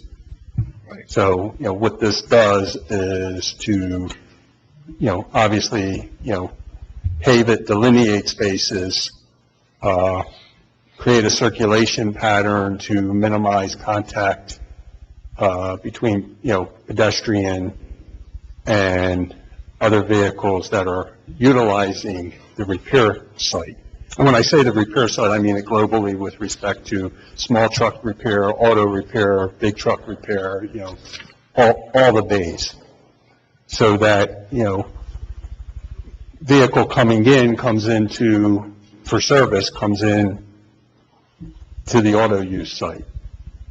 Employees can access, who are going to be parking in the designated spots on the property before the board this evening, will go directly to the adjacent site, park their vehicles. Repaired vehicles, will be driven there, obviously, once the service is complete for customer pickup. The normal situation is that repaired vehicles do not sit there for extended periods of time. The only time, any vehicle that's going to be on site on an extended period of time is a vehicle that's waiting for service. Whether or not it's a big truck, a small truck, or, a passenger vehicle. And those are being parked in front of the new building. You have parking of the new vehicle, I guess the vehicles that are waiting to be repaired. You have parking in front of that as well, right? Those are waiting to be repaired? Waiting to be repaired. So once they go into one of those three bays, how do they exit? Do they go straight through? Are they going to now back out and then go to that adjacent lot? They would back out. So they would back out and then they would make a left internally in the internal circulation, Correct. the opening, and then find a parking spot in here. But in the meantime, you have cars parking in front of the new building waiting to be serviced.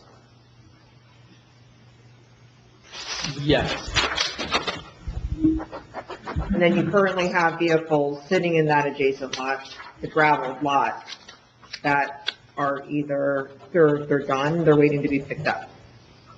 yes.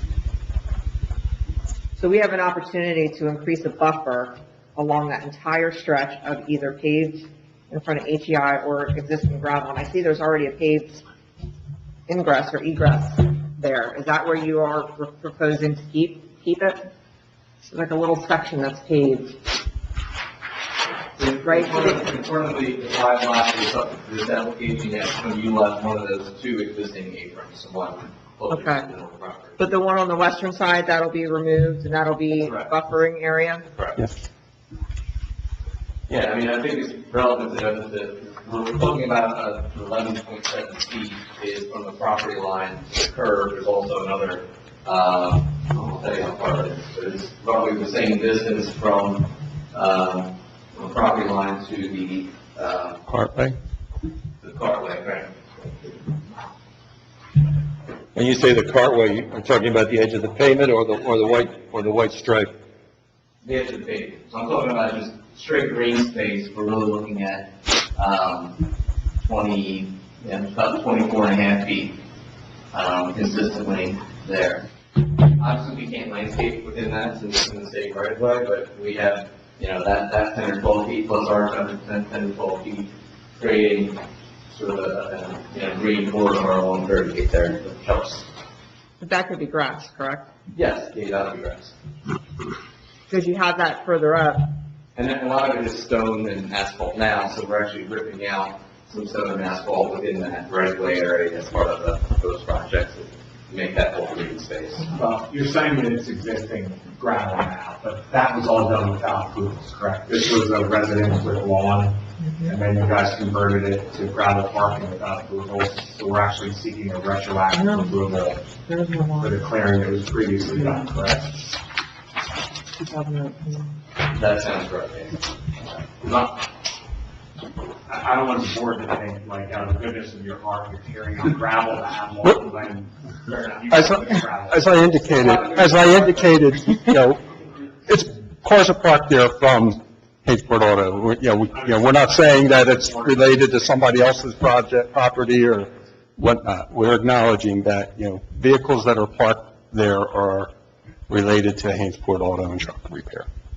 I think the board appreciates that this is a very complex site with a history.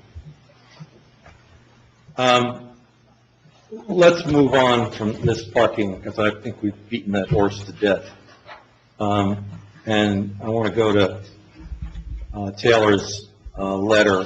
Well, I think we've talked about some of them. The 5 lots, we do agree to consolidate those. A legal description and a deed of lot consolidation will be provided. You want to, We talked about it's most efficient if you simply run through the letter. Mhm. Well, and it's just, yeah, and if I can, just to start under B1 use variance discussion, because I think this is important. So at this time, you're not proposing to consolidate lots 1 through 5 with any of the other. Correct. boards. But this lot will be considered approved to be accessory to those lots. Right. Correct. And to the board members, I say that because I don't want this to have its own freestanding D1 use variance, because then at any point in the future. It'd be sold off. Sell this off. Sure. Mr. Chairman, we recognize that any approval to permit the parking on lots 1 through 5 is limited to in conjunction with the adjacent use. Clearly, this allows the other lots to operate.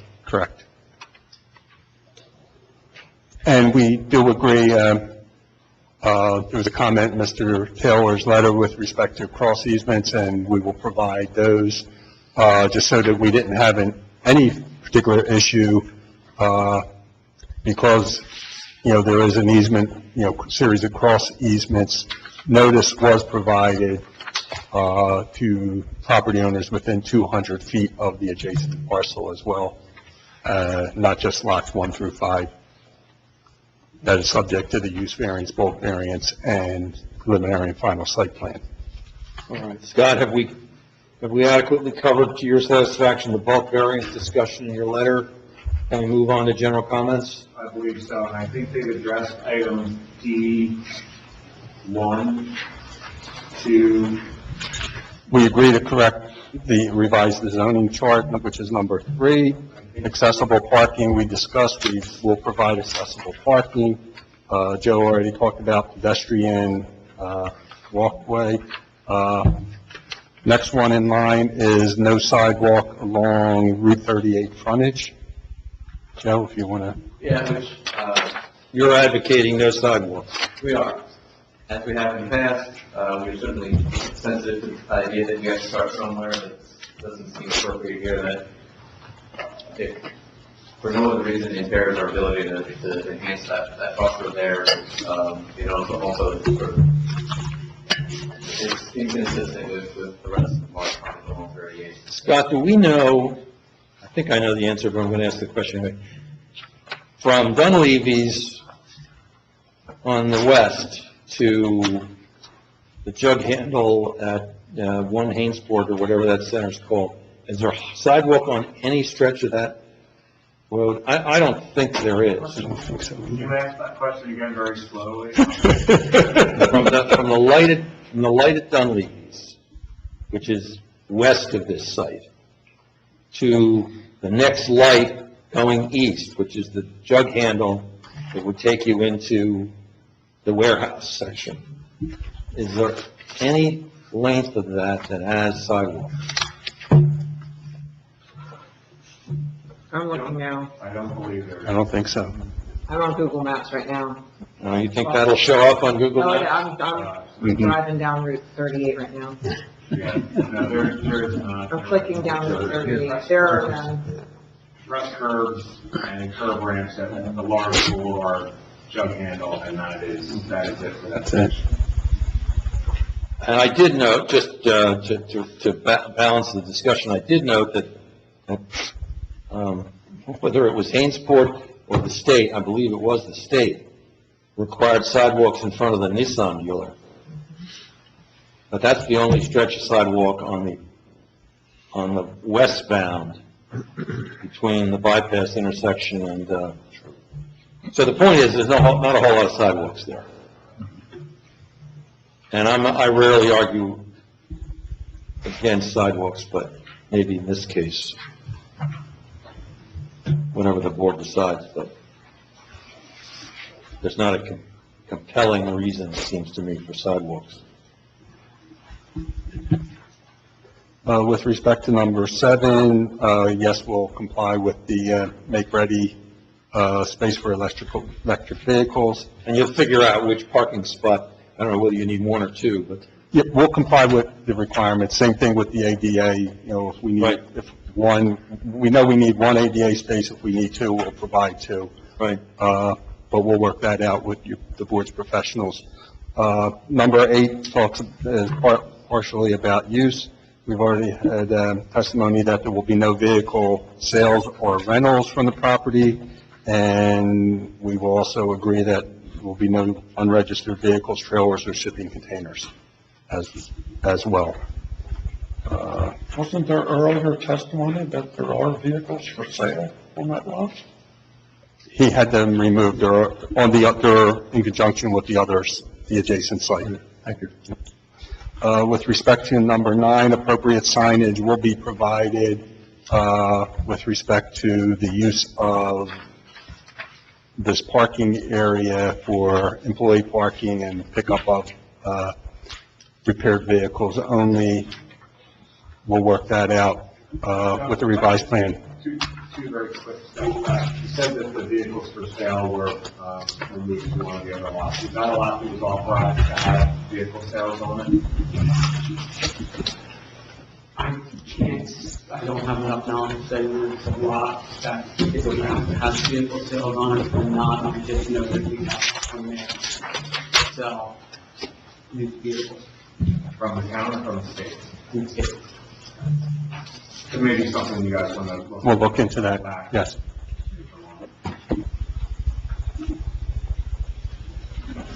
Number 10, there's No advertising or identification signs are proposed. We talked about the cross easement, and the deed restriction, we agreed to that. For number 12, deed of lot consolidation was recorded for lots 3 and 5 of the adjacent parcel. It's now known as 5.01. I can provide a copy of the recorded deed, but I think the township tax records reflect it, because I think Steve indicated that Did the tax assessor sign that? Yeah, it's consolidated. it was recorded 5/18/23 in conjunction with the prior approval after review by the board's professionals. Yeah, in 13, I noted, and Mr. Desai was kind enough to call me, give me a heads up. The curbing wasn't shown and were labeled on the site plan, nor was the asphalt paving, but Mr. Desai got that. So 13 is stricken from our report. But there are some areas of the parking lot that curbing is not provided to assist in stormwater. Yep. So that would then be modified to be a partial reduction to that easternmost edge. Right. Curbing also strikes 14 as well. 14, correct. And you had recommended bumper blocks with respect to the parking spaces to avoid encroachment into lawn and landscaped areas, and we agree. I think since we have a 6-inch vertical curb, that would sort of make bumper blocks superfluous, so. Was your comment? That was when I was talking about the Well, you're not talking about bumper blocks in the middle spaces, no, are you? No, he was- They're going to need to be pulled through. Yeah, this was when you were under the impression that we had a gravel lot. Yeah. Okay. And just the question, Mr. Mancini, when you were out, there was a board member came up about the adequacy, or the genesis of the 25-foot back out aisles. And we raised the question of, is the 25-foot back out depth adequate for those larger box trucks that require a 30-foot stall? Or It depends on, I mean, not every vehicle is going to use the entire 30-foot stall, but that's the purpose for having these spaces in the middle, sort of be able to pull straight through. But I think one of the other comments in your letter, Marty, was to show a truck circulation template, which we would provide that, but we believe that there's adequate room to sort of maneuver here, and then be able to pull straight through. Right, so if the vehicle's parked here, it can pull out. We'll make sure to maneuver around the exit. Vehicles that are parked in the center can just pull straight through and get to the exit. So, but we'll make sure that that's the vehicle trying to move forward. so it might make sense as part of this, and that there be a maximum vehicle size identified for this lot. That's appropriate, yeah, so we'll base that on what the turn template allows, and you can vehicle larger from that. And that way, whether that's 28 feet or 30 or 20, whatever, Mr. Miller or Mr. Desai, that can then be reflected on the plans. And there can be a condition that just carries through, so we don't end up with much larger vehicles there. I guess the question is, who enforces that? Do you put some signage or some? Well, you put some, for the Bad body language.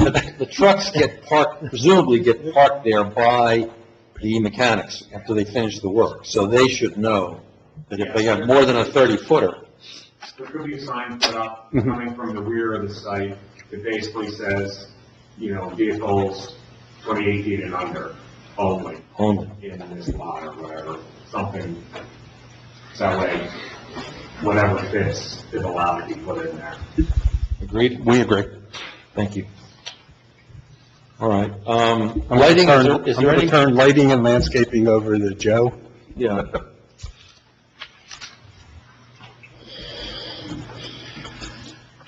Can you take lead on that? Absolutely. Well, I can. I didn't really have much of a concern, and we definitely don't want to overlight this.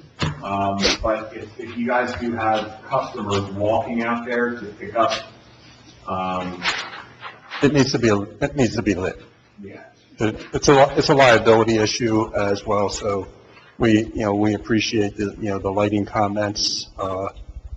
Again, it's that fine balance between, the security that we want to provide to the customers, when it's dusk and darker out. especially during this time of year. Lit, but not like a used car lot. Exactly, we're not looking at new car sales with respect to making, as bright as you can be. So the ordinance promotes a lighting level of 1 foot candle throughout in commercial parking lots. So we really think that this parking lot does not warrant that necessarily, to the extent that you don't want to overlay. So we have a minimum of 0.6. That doesn't take into account some of the existing lighting that may be on the adjacent property, which one of the comments was, hey, let's take those light readings and see how that impacts this, and we can certainly do that on a revised plan. And that may mitigate some of the lower light levels, which are really in the middle of the site. So we have lighting along Route 38 facing in, we have lighting along the back of the site facing in. So the area in the middle has some lower light levels, but not unsafe in my opinion. Can we just make this lighting, can we make this lighting subject to, condition of review by Scott? As you work on this, you might realize that when you take into account ambient lighting and other things like that, you need less light. I don't have any issue with that. And the board's fine if it is slightly less. They're 0.6 average now. A lot of office uses have 0.5, so that is safe for walking. So I think we're there. So if the board's comfortable granting a slight waiver of that below the 1.0, that would really address, I think, comments 1 through 5. And then the last one is whether or not there could be some reduction overnight, so that the light, so it's not lit to 100%. Overnight, maybe at 50%. Yeah, we can dim them the security levels, or, we'll identify the exact nature of the change in the lighting during non-operating hours. Right. And, Thank you. Thank you. Also, so as indicated, I don't know if it's this application or another one, any of the trees that are proposed to be removed, they're going to have to be located and sized and identified, and then they'll have to be replacements done based on. Yep, We talked about Yes. that earlier. Mhm. And then also a majority of the rest of the comments, so you did agree that you would supplement that eastern buffer to try to minimize any headlight glare on Lorraine Avenue and the residents beyond. Yes. I believe the rest of those comments, unless the board has any specific questions, are relatively minor, and hopefully the applicant is okay with the balance of those. Well, there were a couple waivers, since the board has to vote on those. One, the waiver for the 25-foot buffer, I think that goes in line more with the variance that's being requested for the Route 38 setback. Waiver for, the requirement of a tree in the parking area, which we do not provide, and Yeah, Joe? it sort of speaks to free circulation. If we planted islands in the middle of this, I don't know if those trees would do very well, especially if we have trucks moving around. So I think it's more appropriate for us to work with Scott's office and find somewhere else on the site. But what really amounts to, I think, 3 trees would be required. So we could split them into that rear planting area between your site and the Allen site, and then also in the areas where it doesn't impact that sheet flow, maybe one on the eastern end. Yeah. Agreed, yeah. I think the only other comment that we wanted to just touch on was regarding irrigation. Certainly, I think there'll be a bond to require maintenance of landscaping for a period of time. I don't want to have this site running irrigation to it, so I think we're going to recommend to the client that they have water bags and trees, and then obviously they'll be responsible to maintain and replace landscaping that dies, and maintain the buffer in perpetuity really, but specifically during that first period going to pond off and maintain the plantings and replace them if they die. It's so much better to have irrigation. I mean, you're really only talking about one strip of irrigation. I understand, just getting in there.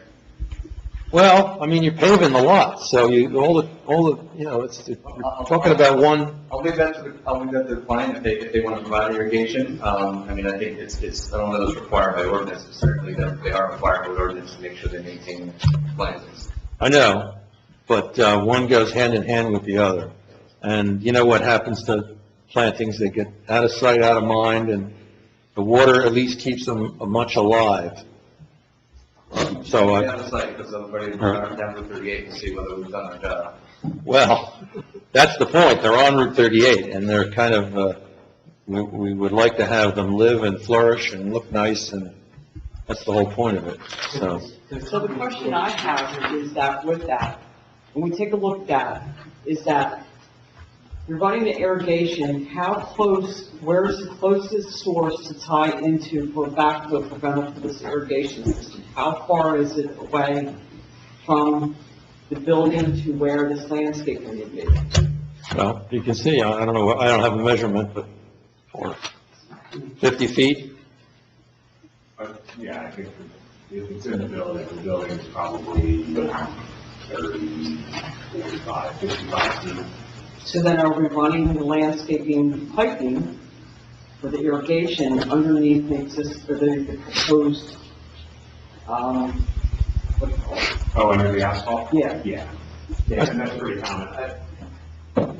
You know, we defer to the board. The ordinance does not require, and that's why our comment is written as such, as we suggest that the applicant consider it, the board discuss it. Well, that's why I'm questioning how far away it is. So 70 feet to the closest spot on the front. I mean, it's probably 30 feet to the spots in the middle. We're not concerned with that, right? So we're looking at here, which is the landscaping. So 70 feet to there, and then a little frontage, a couple hundred feet. Are there any outside water sources on any of these buildings? There's bids, I can tell you that, for consideration for in front of the fence building, the old fence building, which is now an office. There's a row of shrubs there, and they are maintained, but they're maintained with a hose, so a sprinkler hose that is tied into a bid. And I can tell you that the CEO takes immaculate care of the property. It's not, it's a private ownership. He'll walk the property, and if there's stuff on the ground, a piece of wood. I mean, the first time that I went to visit the property, we're walking, and he's showing me everything, and there's a piece of scrap wood. That office is a completely different setup than what we're talking about now. And he bent down and he picked it up. He's not a person who's going to, and the employees aren't. If we're going to be responsible for maintaining the buffer, we're going to maintain it. It's not going to be a problem. And if it is, we're going to replace it. All right. I mean, it's, you know, Highlight once you get past highlight the the initial, transcript. What's that? Highlight the transcript on that exchange. I mean, once we get past, you know, your landscaping will be bonded in accordance with the municipal land use law. Anything that doesn't, you know, it's going to be relooked at in a year. Anything that did not make it will be replaced, and then that year runs, you know, continues for those particular plants that did not make it through the first year. And then after that, to me, I've always tell my boards that, and zoning officers, that it's a continuing obligation under the site plan approval, that landscaping is to be maintained. All right, you win on, as far as I'm concerned, on that one. Let's finish up this, because we've got to look at Alimo's letter as well. And I think they've addressed, I think the majority of the balance are around. Most of it is stuff we can hopefully work out with Scott and Marty or Ryan, and then if we can't work something out with your board professionals, then we're back here for board to resolve, and we know how the board's would go on that one. Right. I think most of Marty's comments are fairly standard for project like this. The only comment we had with respect to the engineer's review letter is whether or not this would be considered a high pollutant source, because of how the area will be utilized, that Oil drippings and things? well, we're hoping none, because the vehicles will have been repaired, so no unrepaired vehicles should be parked on these parking spaces. Right. And we took, with respect to the adjacent site, through those approvals, there was water quality facilities utilized prior to discharge into the basin. Excuse me, I thought vehicles waiting to be repaired will be on this lot as well. No, employee parking and vehicles that have been repaired waiting customer pickup. Any vehicle that is waiting for service and initial drop-off is on the adjacent parcel. All right, Question, we have to comply with all the state and local ordinance requirements. I think that's, all the former comments, I think that we can, if the board finds it acceptable, work out with the landlord, and I don't have any concerns. I think we need to dig into the definition of whether we're a high pollutant source, and we can certainly come to an agreement on that and work out that treatment. Whether it is or isn't, there's a way to skin that cat. It's just a matter of how we have to approach the stormwater management. But I have no doubt that we can do it on the site. And for your cat lovers, he means designing it. we know what it is. Figure of speech. All right, so that covers Alimo, it covers Scott Taylor. I had one comment to mine, Mr. Chairman. Sure. I apologize. Sure. After we had issued our report, Ms. Ludden had forwarded an email that flax leaf privet, which is shown on the plan, which we know to be an invasive species, was by us in the plan list. So we had sent that over to the applicant's engineer and requested that they change that out and use a non-invasive species, and they had agreed to do that, so we'll make that change and appreciate it. Apologize to the board and our town commission. Well, thank you, Jen, for catching that. All right, going to open the, are there any other board comments? I just want to clarify in my mind. We're picturing a parking lot here, fixed vehicles and employee parking. I would imagine at the end of most days, that parking lot is pretty much empty. Is that not what we're seeing? I mean, you're saying that most people want their vehicle right away, maybe 2 days there, but, you know, I'm picturing that this is...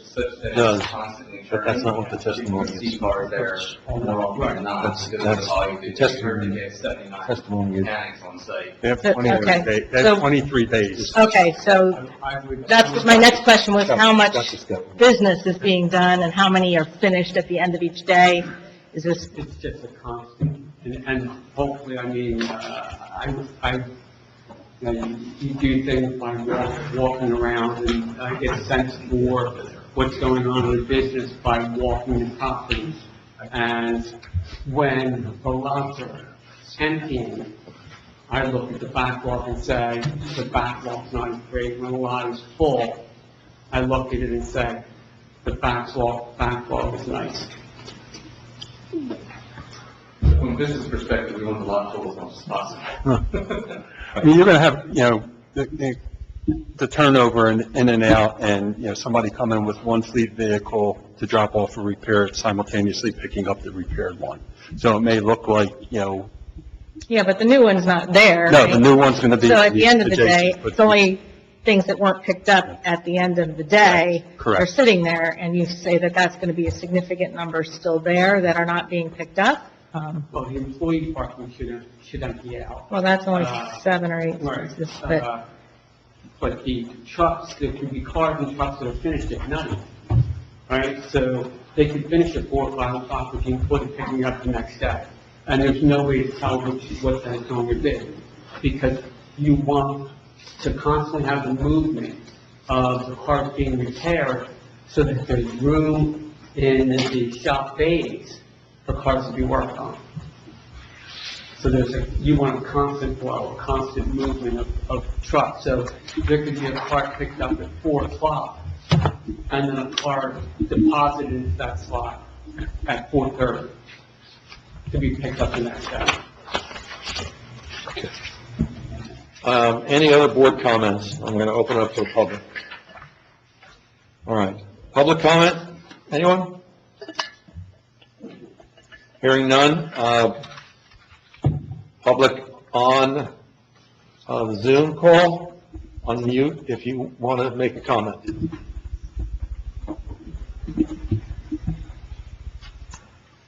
No one's unmuted, there'll be no comments. So now we're at the point of a proposed resolution.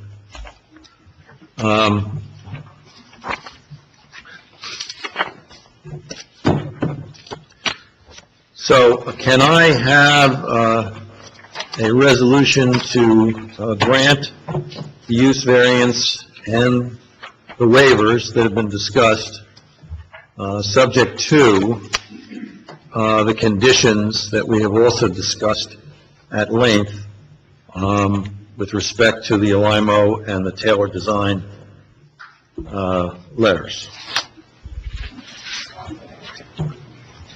Bob, you have yeah, okay. And then the site plan approval as a separate, okay. The use variance is whether or not you allow this lot to be used as a parking lot. That's the narrow issue. Okay. The site plan will get second vote.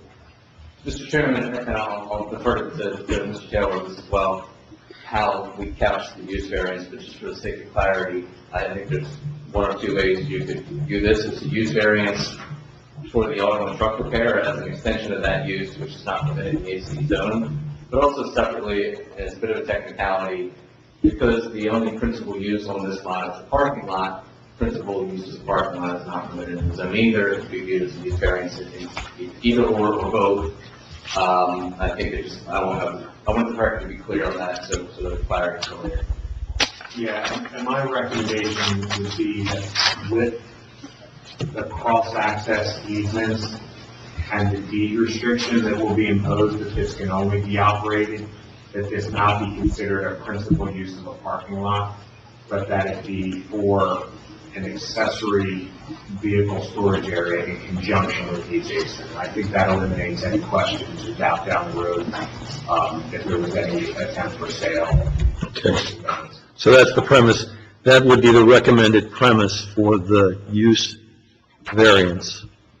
And the board resolution would also accept that the site is particularly suitable for the proposed non-permitted use, and that the use will not substantially damage or be a substantial detriment to the public good. Am I correct? The parking lot would vary, the use of the parking lot would expire if they separate it or sell it from the principal use, its accessory to. So that should, Just sell it as a parking lot to somebody. so that should be a condition of the approval. And then that also will be reflected in the deed. Yes, correct. You know, I think Bob's just adding on to Scott's comment, and that's how we took it, you know, with the additional language that Bob just indicated. Okay, so we framed the motion. Do I have someone to move for the motion as framed by counsel, myself, and the professionals? I'll make that motion. We have a second? I'll second it. May I have a roll call? Ms. Plasko? Yes. Mr. Novarita? Yes. Mr. Bradley? Yes. Ms. Levin? Yes. Mr. Kochi? I'm going to say no. Mr. Murphy Yes. and Mr. McKay. Yes. Motion carries. Okay, gentlemen, thank you for your presentation. Oh, well, don't we have, Yes, we have the other half. but thank- bulk variance and site plan. Yeah, we do have that.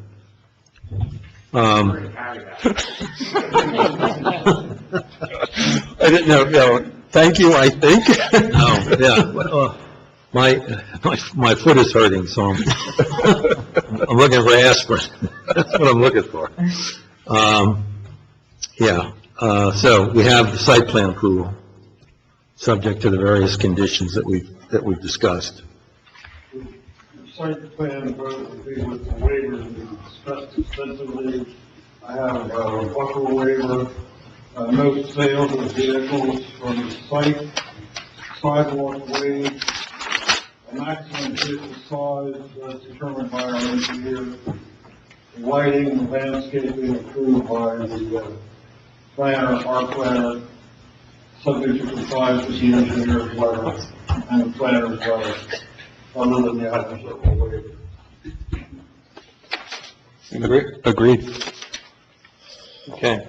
Can I have a motion? I'll make that motion. So moved. Second, please. I'll second. Roll call. Ms. Cosko? Yes. Mr. Novarita? Yes. Mr. Bradley? Yes. Mrs. Ludden?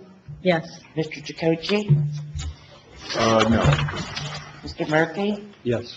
And Mr. McKay. Yes. Thank you for your time.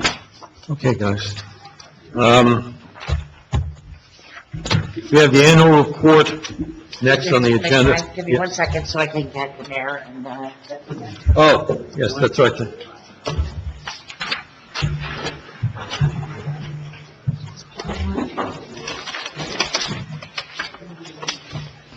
Send a carry Advil. No, I got a bum leg and it's I have aching, ibuprofen. Yeah, aching. it's a long time to sit. Yeah. Yeah. Do you want ibuprofen? I can go right, I have ibuprofen in my office. Yeah, two, if you, Okay. you got them. Yep. I gotta pick up a prescription for an antibiotic tonight or tomorrow morning, whatever that is, right? So. Courtney's coming back in, and we had her run over to the firehouse, so she's supposed to be coming back, but we'll continue. Oh, okay. Hope it's not an emergency at the firehouse. No, No, I think no, it's me. it's not. Just to be. One more, and if you want. I'm already like that. Very good. I think the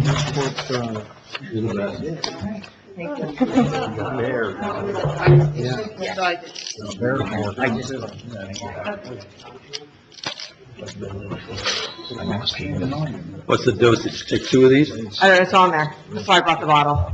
Taking two. That's probably very safe. I see you clearing out the house. Somebody left. Oh, no, he came back. So we got, mayor's coming in a minute, but we're not, Well, we can proceed. all right, yeah, we're not gonna wait for that, but we'll just proceed. We've got, That's what. we got the 2024 land use report, which is a summary of our activities on this board in the past year, and actually, Paula was kind enough to attach 23 as well for comparison. So I'll need to get a motion to adopt that report. But, the report allows us to make recommendations to committee for zoning ordinance amendments or revisions, based upon our experience this past year. I have one myself, but I've asked the professionals if they have any, and all the board members if they have any. So I'll let them speak first. Any suggestions as to zoning ordinance issues that maybe the committee should look into with an eye toward changing or modifying?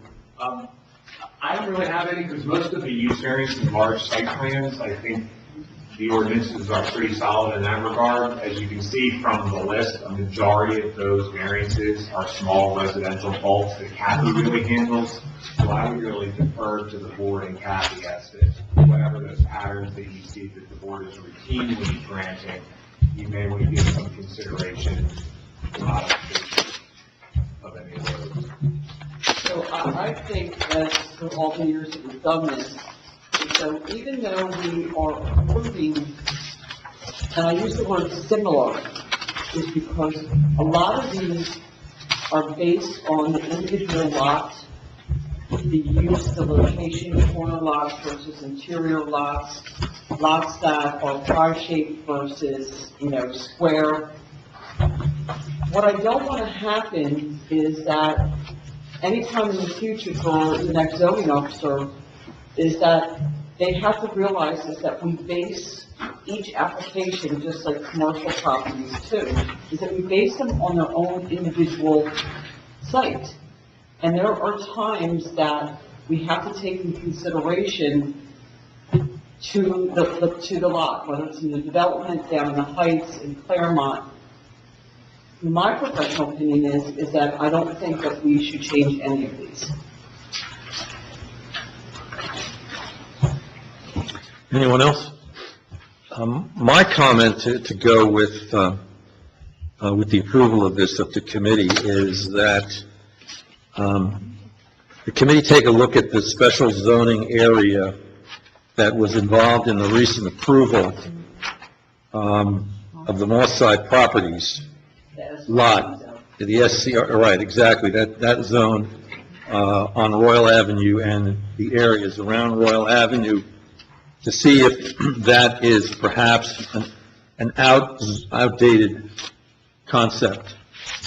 And secondarily to that, to assess whether that area might be suitable for fair housing. And because we do need that in town, given was it Pallone, the fellow over on Route 38? Palante, excuse me, yeah. So that would be the addition that I would make for committee to look at that. Anybody else? If none, then can I have a motion to adopt the resolution and send it to committee? So moved. With my comment attached, and anybody else's. No, I do agree with your comment 100%. Yeah. That was the only thing that I noticed as well. Yeah, I mean, I don't know whether the committee will agree or disagree, but this is just to ask them to look at it. Yes, yes. I'll second it. Okay. Who made the motion? I did. Oh, good. I didn't hear it. So we had a motion and a second. That's okay. Mrs. Torti? Yes. Mr. Tricoci? Yes. Mr. Bradley? Yes. Mrs. Levin?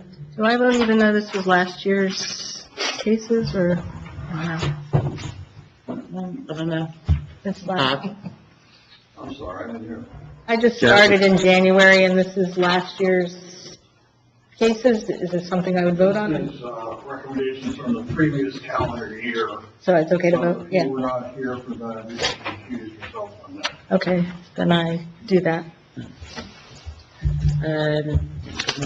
Mr. Navarita? Yes. Mr. Murphy? Yes. Ms. Cosko? Yes.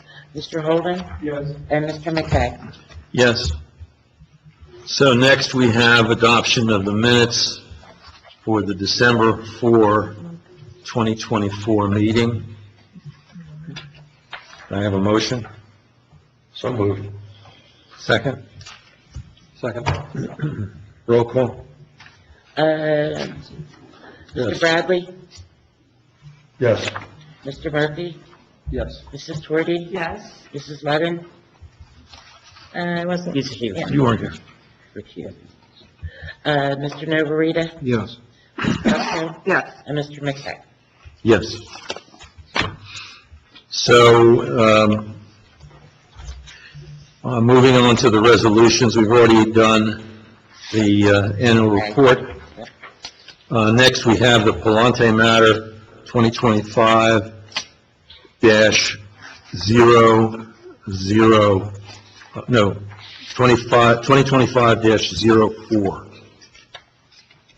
Mr. Chair, I have a question on this resolution, Yes, if I may. yes. So I'm just curious, the developer that was here and provided testimony, Mr. Luciano Bruni, he was not included at all in this resolution as being present, or any aspect of his testimony was not provided in this, in terms of his position as the affordable housing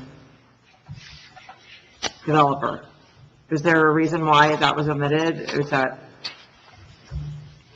I see the other professionals were here, Mr. Palante as the developer of the single-family market rate homes, Sam Renaro, the engineer and the planner, on behalf of Mr. Palante, as well as Jonah Singer, the attorney, as well as the attorney that was representing the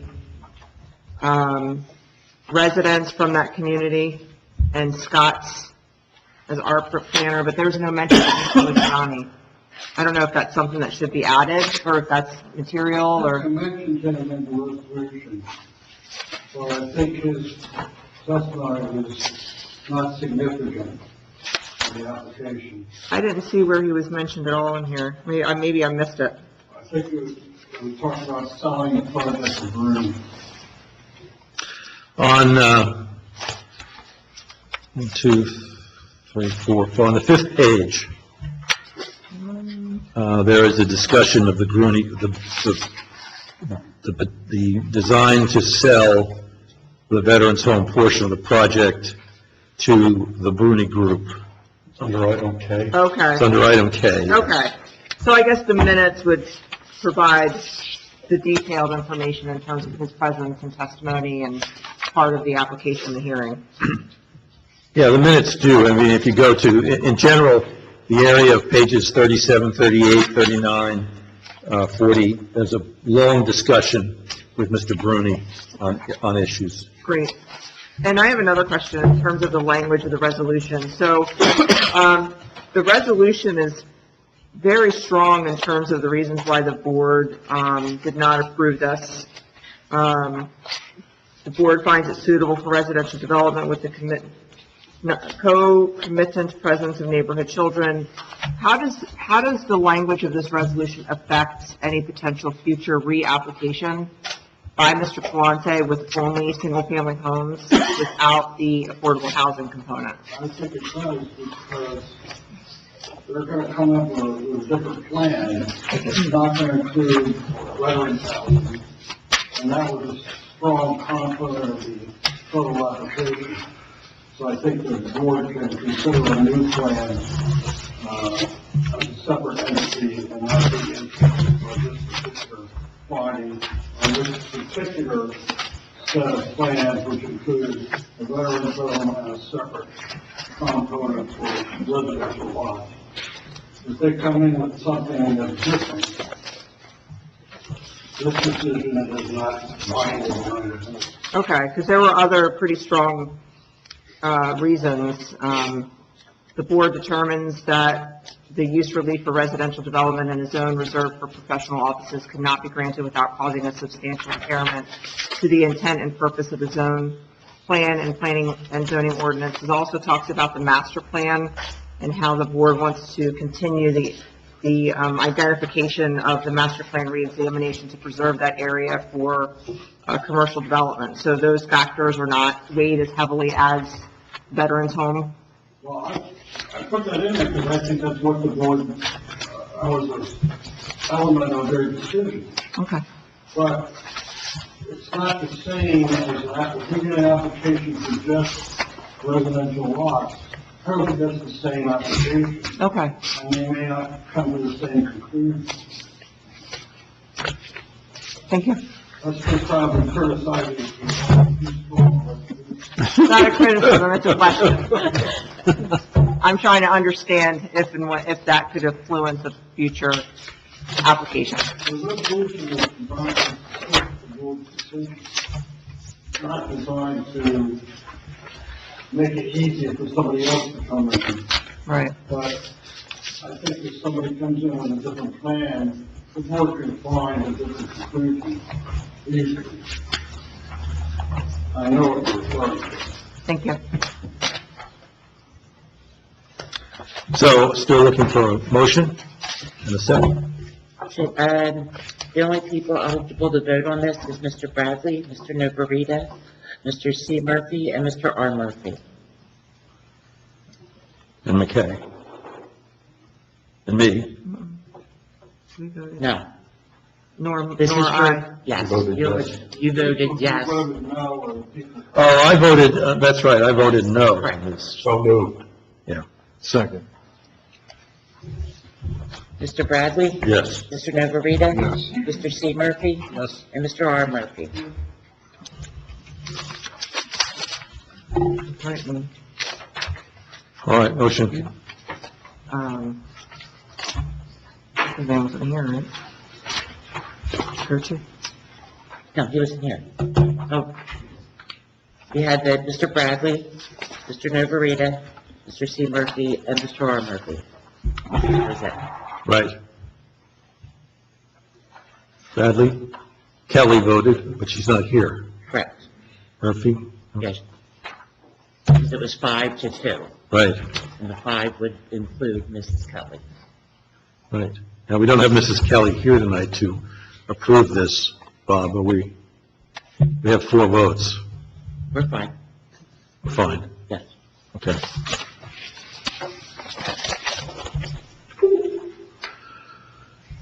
All right, we've got Cunningham, 25-06. This is a bulk variance for a pool.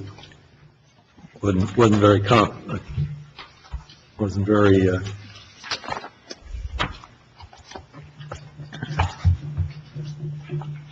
didn't have a lot of controversy on this. So can I have a motion to approve the resolution? So moved. Okay. Costco, Bradley, Ludden, Tricoci, Novarito, Murphy, and McKay on the yeses. I'll second it. Roll call? Mr. Murphy? Yes. Mr. Tricoci? Yes. Mrs. Twardy? Yes. Mr. Bradley? Yes. Mrs. Ludden? Yes. Mr. Novarita? Yes. Ms. Costco? Yes. And Mr. McKay? Yes. All right, Seagull Holdings is a continuation of the 3-year extension of the final site plan approval.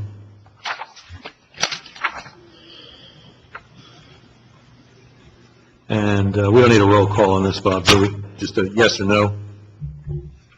I think we've already actually voted it at the time, and this is just the resolution.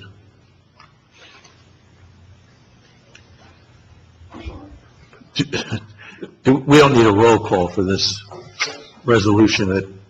You want to do a roll call? Okay, all right, roll call then. Motion to approve first. Who will make the motion? So moved. Second. Okay, thank you. And roll call, please. Mr. Bradley? Yes. Mrs. Twardy? Yes. Mrs. Ludden? Yes. Mr. Tricoci? Yes. Mr. Novarita? Yes. Mr. Murphy? Yes. And Ms. Costco? Yes. Okay, next is Moss Site, which I mentioned before with respect to the annual review. This is Resolution 2024-08.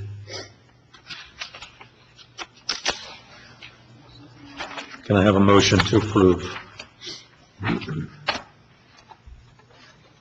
I'll make a motion. Okay, Second. roll call? Ms. Costco? Yes. Mr. Tricoci? Yes. Mr. Bradley? Yes. Mrs. Levin? Yes. Mr. Novarita? Yes. Mr. Murphy? Yes. And Mr. McKay? Yes. Now, Paul, my memory's slipping. I thought we did the approval of Ewing Auto Recycling earlier in the meeting. Yes, we did. Okay. All right, so that's done. We have The resolution is on, right? So if Yeah. it's voted to deny, now this is the resolution memorializing that denial. Okay.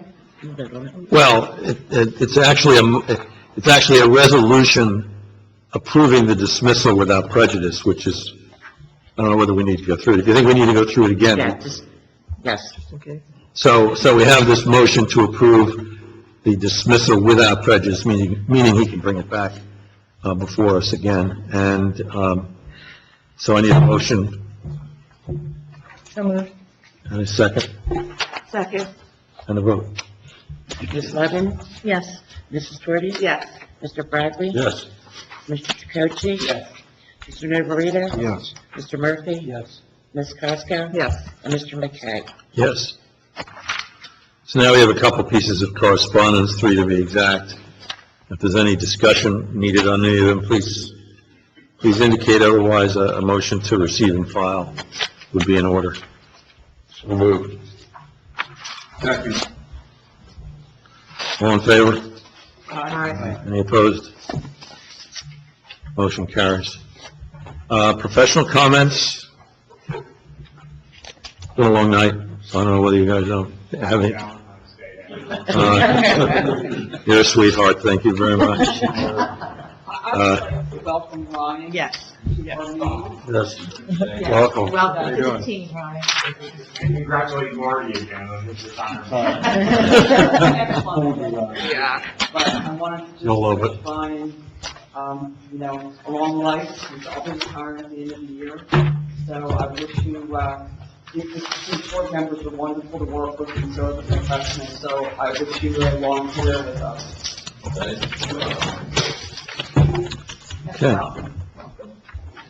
Happy to have you. Next, we have board comments. Personally, I'm commented out. I hope everybody else is too. Here, oh, no, I took that 5-hour course the other night. I did too. no, Qualified. is it worth it? It's long. It was a lot more, yeah, kind of felt like we need to do things, especially like, is it true that most other townships do have like separate planning boards? Yeah, Some kind of like a little bit of species, right? A yeah. lot of small towns have been set up. And you just look at the towns, cities, definitely separate. So it was good work. Good. You asked about that a couple of weeks before. Yeah. I knew it was coming, I didn't realize it was coming so soon, but, yeah, it's good. Was it online? Yes. Yes, by Zoom. I did it too as a refresher. Yeah, Second time I took it. I'm gonna do it, and, I'm scheduled, by the way. Did I wanted to, it's mandatory, isn't it? Yes. Yeah, so everybody should remember that it is mandatory. I don't know who checks on it at the end of the day, but Well, Paul, and that's going up, you were the same way with me, but I think the guy brought up, that there was a couple people that checked the box, they were on the joint language board for more than 18 months. That was me. I was one of them. Oh, really? Yeah. You should have been here earlier. Was it Wednesday's class? Yeah. Yeah, I was one of Yeah. them, and I didn't have the option to say, I'm doing this again. Like, don't hold it against me. 10 years ago. But it's also a requirement of our Burlington County Joint Insurance Fund that our land use board members are certified I think that's a good question. The That's mandate. a good question.